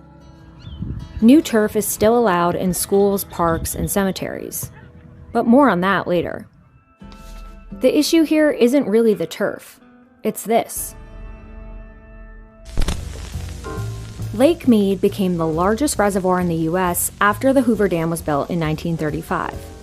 After viewing the dam itself, the sightseer invariably visits Lake Mead, an especially inviting feature in the middle of the desert. But since the lake's peak in 1983, its water level has fallen 180 feet. That's roughly the height of the Leaning Tower of Pisa. It's fed by a shrinking Colorado River, which supplies 90% of southern Nevada's water. A deal struck in 1922 divided up the river's water among 7 states. Nevada was given just 1.8%. But back then, river levels were higher and cities were smaller. Clark County, which includes Vegas, had a population of only around 5,000 at the time. Today, it's well over 2 million. To keep supplying enough water for its residents, the local water authority estimates the Colorado River Basin states need to reduce their water use by between 2 million and 4 million acre-feet a year. So we're looking at needing to remove every single year the water use of 10 Las Vegases from the Colorado River. It was the wake-up call that led Vegas to take action. By 2024, golf courses will have to cut their water use by more than a third. And any new ones won't have access to the Colorado River for irrigation. Another part of this huge effort is getting rid of wasteful grass. Since the early 2000s, we've been incentivizing the removal of turf. The difference now is that the state is taking a tougher approach. A new law says commercial property owners in the Las Vegas Valley have until 2027 to get rid of turf landscaping at offices, roundabouts, and entryways for housing developments. The Water Authority estimates this will save 9.5 billion gallons of water a year. That's more than 400 Bellagio fountains. Residents are allowed to have grass in their front or backyards, for now. But new homes can't have it anywhere on their property. Nevada is paying landowners $3 for every square foot of grass they remove. And Vegas spent $27 million on incentives in 2022 alone. Par 3 Landscape is one company making the most of the new laws. We recycle 100% of our green waste, so all the grass that is taken out during these turf conversions will be turned into mulch. Decorative rocks and native plants that don't need as much water will replace turf in this residential community in Henderson. We started this about a year or two ago, realizing what we had to do, and we have like about a 10-mile loop that we had to deal with. Nearly a third of the U.S. is experiencing drought, but not everyone is ready to get rid of their lawn just yet. Grass is a very emotional subject for residents in our community. We live in a desert, and having the greenery is an amenity that everyone loves. A well-manicured lawn and a white picket fence have been status symbols since the rise of the suburbs in the 1950s. Starting the 1 1/2 horsepower air-cooled engine, she's off on the lawn mowing expedition. By the early 2000s, this kind of grass spanned about 63,000 square miles, making it the largest irrigated crop in the country. NASA estimated there were 3 times more acres of lawns than corn. Nationwide, landscape irrigation accounts for 9 billion gallons of water a day. But this green grass isn't native to North America. So where did it all come from? In the 17th century, colonists wanted seeds to plant pastures for their livestock. Supply ships brought over what we now know as Bermuda grass and Kentucky bluegrass from Africa, Europe, and the Middle East. It wasn't until 2 centuries later that lawns started gaining traction. And even then, they were seen as a privilege reserved for the rich. The rise of golf in the late 1800s revolutionized the way Americans saw turf, with courses displaying acres and acres of it. Everyone wanted a little bit for themselves. And even though they look like fairy tale grasslands, these lawns are ecological dead zones that don't provide much habitat for wildlife. Today, it's farms like this that supply the sod. This is what it looks like in winter, when grass is just starting to grow. But by springtime, these vast green circles can be seen from space. Valley sod started with just 30 acres of turf in 2001. Now it's evolved into about 500 acres. And almost all of it is bound for the Las Vegas Valley. They're selling mostly to commercial properties, like schools, golf courses, and parks. I don't think parks will become a thing of the past. Certainly residential turf is just pretty much going away. They've been switching to grass species that require less watering and can withstand hotter temperatures. We've tried our best to keep up with the demands of the climate and of the drought. Carapia has been the best one that we've found so far. Workers mow the field up to 3 times a week and vacuum the grass clippings. Then they use this machine to cut and roll the turf. The Colorado River isn't the source of this water. Here it comes from aquifers that are fed by the surrounding mountains. We're pumping water anywhere from 300 feet to 1,000 feet below ground. And it's closely managed, so just the right amount is hitting the spots that need it. Each new well, you usually have to go a little bit deeper, make adjustments over the years. Back on patrol, Cameron is also noticing that things are changing. I've been doing this job for a couple of years now, so while I patrol through areas, I see a lot of homeowners out here removing their non-functional, useless turf and replacing it with water-efficient landscape.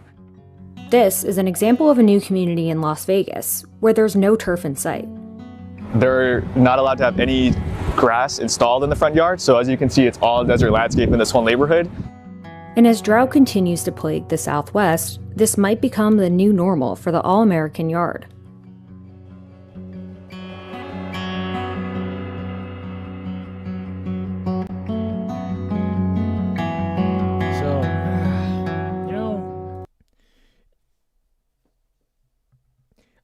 Okay, short answer. I'm kind of partial towards like the I guess the anti-lawn, mainly because of my internal biases against suburbia, and the joke that Russians have that Americans have 3 hours to mow lawn but not 1 hour to cook dinner. I believe that a better status symbol of is not your property, especially when it's bought with debt. Better status symbol is your competence, your skill.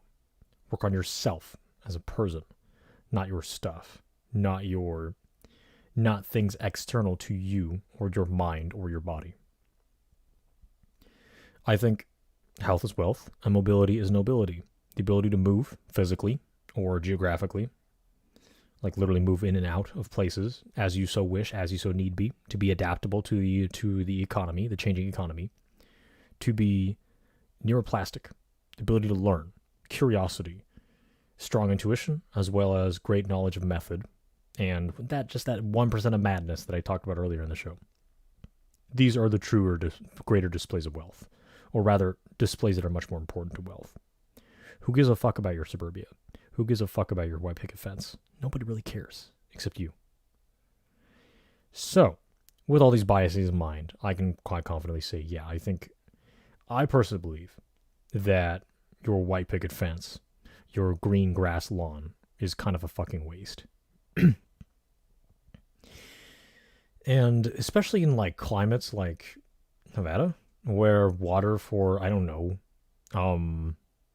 hygiene, hydration, agriculture is probably more important.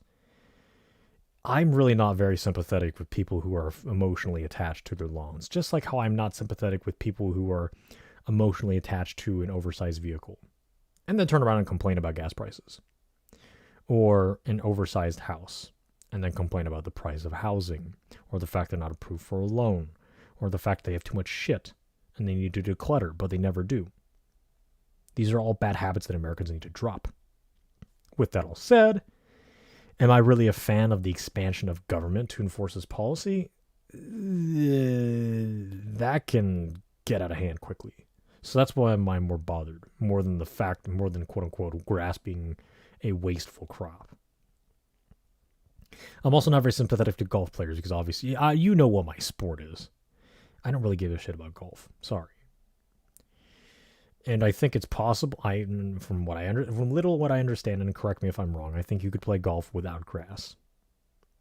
I don't really care for grass. For the most part, it's just shit that I clean off of my cars, my bikes, everything. It's just kind of a nuisance. Like trees, for the most part, can sustain themselves, but they're also kind of a headache too. But at least they don't need to be watered, and they last for literally hundreds of years. Yeah. So let's look at the comments. I'm curious what the commenters say. Why is there such a bad ratio? Figures left supports the drug grass, but not the lawn grass. No, we should ban progressives. Don't ban the grass industry just because we were doing a terrible job in our water industry. Just fix the water industry. Yes, we need to manufacture more water. We can just combine hydrogen and oxygen atoms. I'm sure this process is cheap and effective. Quit putting communities in the deserts and stealing the water to keep expensive country club golf courses green. Most of the Earth's water quite screwing around, trying to prove man-made climate change and concentrate on making use of the abundant water supply. Ever heard of salt as in salt water? Grass takes a lot of watering. Yes.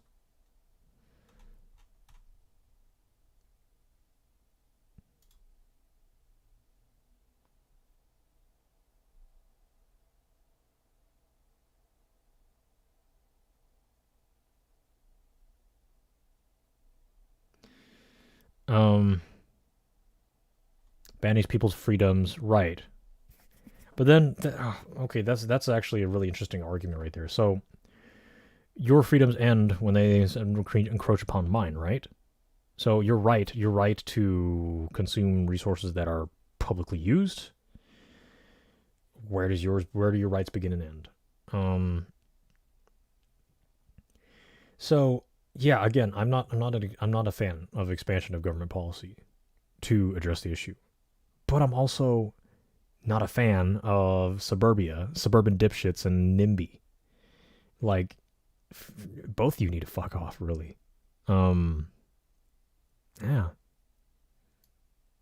Why not okay, like, fuck your lawn. Why not maximize your property? Why not build a bigger house? You can have a yard, you can have kids play in the dirt, which actually might be better for them, because they literally get in touch directly with the earth, not some fucking fake grass. I know it's hot outside. Having the sprinkler spray on you, it's a nice way to cool off. I get it. Why not just go to a swimming pool instead? You get a lot more valid exercise there.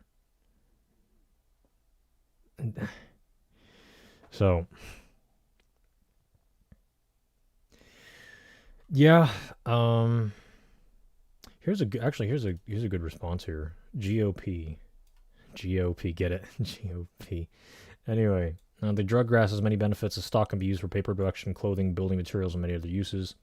The lawn grass uses energy, provides no useful products, and often requires applications of pesticides and nutrients that enter our waterways, causing other problems. Yes.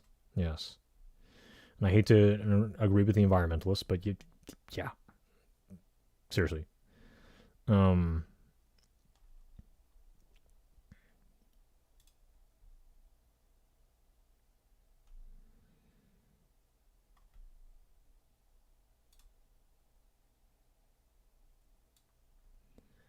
So, I don't know. I hope it's something.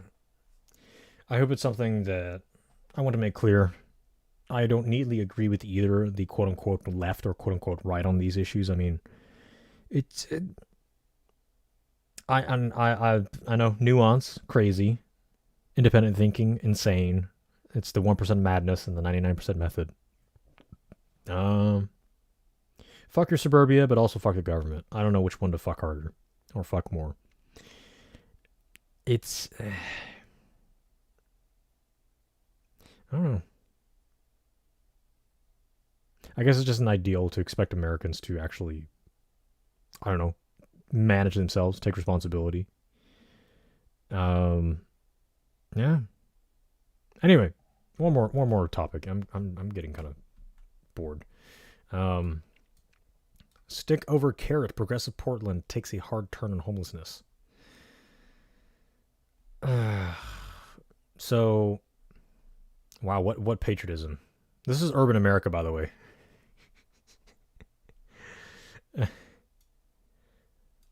So, on a recent Monday, Jesse Burke stepped out of the lobby of Society Hotel and into an unusual scene, quiet. The sprawling tent encampments once lined the sidewalks of Portland's old town were mostly gone. Quote, "This is what should be normal," said Burke, who bought and renovated the 132-year-old Mariners building in 2013 and transformed it into the Chic Hotel on 3rd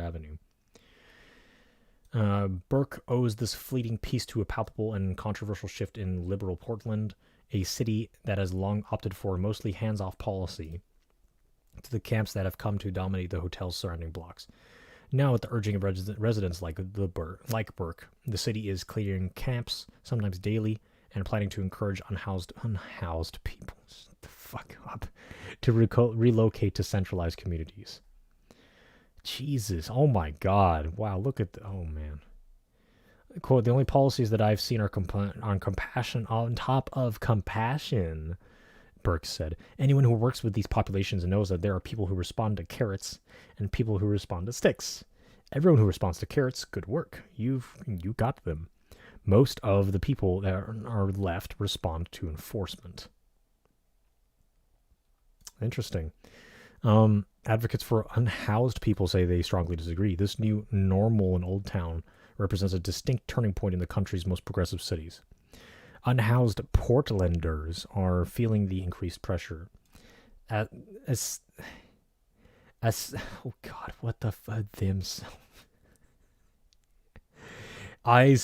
Theta Gleason built themselves a home of pallets when they first arrived in Portland from Colorado last summer. Quote, I had a living room, a bedroom. It was all planned out, they said. I had a queen-sized bed and a water filter. Last fall, the cops showed up and Gleason said that they were arrested for trespassing and resisting arrest after a confrontation during which they initially refused to drop a walking stick. In the patrol car, they watched city workers dismantle the camp. Now they push their belongings into at least 24 books around Old Town where social services are closed. Gleason doesn't bother setting up. You can tell the fucking authors. The author's tired of using the fucking they pronoun. Gleason doesn't bother setting up a tent knowing they will have to move it daily. Instead, they sleep with their dog in a different spot every night, wrapping up a sleeping bag in a tarp. The shift in city tactics is a product of changing political winds. Last fall, in Portland City Commissioner Joanne Hardesty, who had for some residents to come represent a misguided and overly permissive approach to a homelessness epidemic, failed in her re-election attempt. Hardesty saw the Portland Bureau of Transportation. Well, I'm surprised the Bureau of Transportation isn't capitalized, which is tasked with enforcing sidewalk ordinances that might prevent people from camping whenever they want.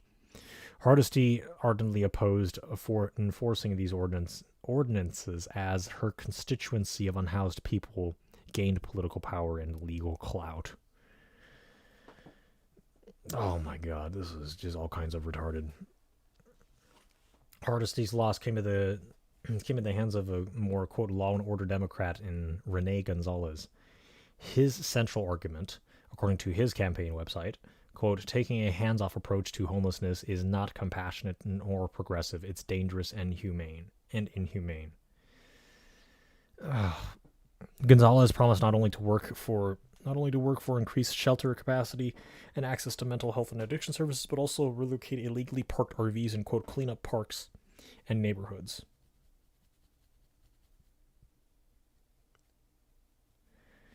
Okay, so what does hands-off mean? Hands on? Okay, hands-off obviously opposite of hands-on. Does hands-on meaning using the government's hands to provide accommodation for homeless people free of charge, or using the government's hands to, quote-unquote, clean up? Oh, man. One of the commissioner's first high-profile moves was to direct Portland Fire Rescue, his agency overseas, to stop handing out tents in the city. Okay, good. This move took effect as a historic winter storm and a foot of snow walloped the region, just after a new report that 2021 was the deadliest year of the last decade for homeless Portlanders, with 193 who died on the streets, more than 5,200 unknown unhoused people. Gonzalez's reaction also came as the embattled mayor, Ted Wheeler, and other officials were hard at work on a new approach, both enforcing the ordinances that prevent people from, quote, sleeping on sidewalks and enabling the construction of a half-dozen, quote, safe rest villages with space up to 150 residents apiece. The twin initiatives, a ban on tent camping on city streets and the village building, are wildly unpopular among homeless advocates and the unhoused themselves, who insist that the sweeps do nothing but criminalize homelessness, traumatizing an already traumatized population. Spokesperson for the mayor's office did not respond to a request for comment. Other critics say the villages are a waste of resources better directed at the many underlying causes of the crisis, including the opioid crisis and housing shortages. Portland led the country in rent increases. Prices rose by 39% in 2021, according to Redfin. Quote, I appreciate the fact that we have to allow unfettered access to our sidewalks, certainly for people who are disabled, said Scott Kerman, director of homelessness nonprofit Blanchett House, referencing a September lawsuit filed under the Americans with Disabilities Act, introduced by 10 Portlanders claiming the city is illegally allowing campers to block sidewalks. Quote, but sweeps are at best a band-aid, and they often make things worse.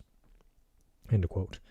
In Portland, the sweeps haven't been particularly effective at relocating people to safe permanent homes. Only about 10% of Portlanders swept from encampments and offered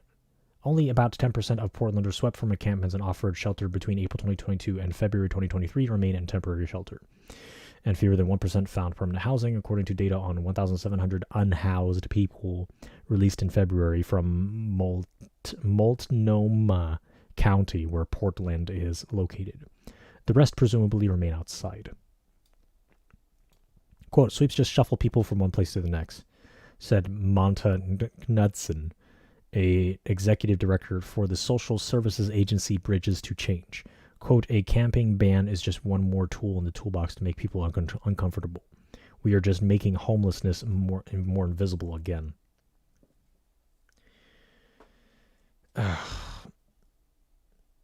The harsher policies enacted now represent a turning point. Welcome to some and alarming to others who say that it's not necessary to pit houseless people against housed ones. Angela Martin, executive director of the Portland nonprofit Here Together, said, quote, the solution to homelessness is a competition between two approaches. That's what's dooming our efforts. Andre Rochelle has been homeless for... Now we're using the word homeless again. Okay. Andre Rochelle has been homeless for several months since his marriage deteriorated last year. After an overdose on some powder laced with fentanyl, Rochelle set up a, quote, cozy, comfortable tent beneath the Burnside Ridge, but he has to pack it up and move daily. Homelessness is illegal, period, said Rochelle, 56. They have the power to do it, so be it.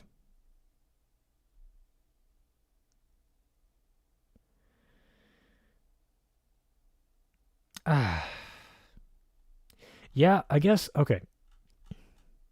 I really wonder who's voting for this. Is it the fucking middle class, or... Oh, look at this fucking... Jesus, look at look at this fucking refugee camp. People fleeing their own country and then returning back. Oh, man.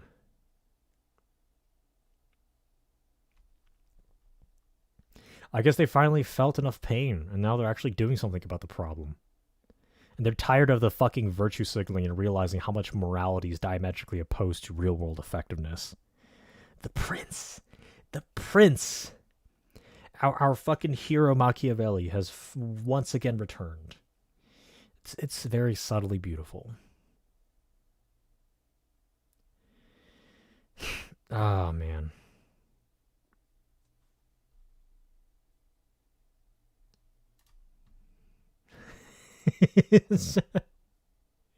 Build them. What does this tell you? Oh my god. Oh, this is... Wow, I didn't even notice that. Fucking, this is gold. Oh, what is this? Oh, Jesus. Oh, man. Yeah, the more you do for quote-unquote to help homelessness, the more homeless you get. It's just kind of a mystery, isn't it? It's almost as if humans appeal to the lowest common denominator.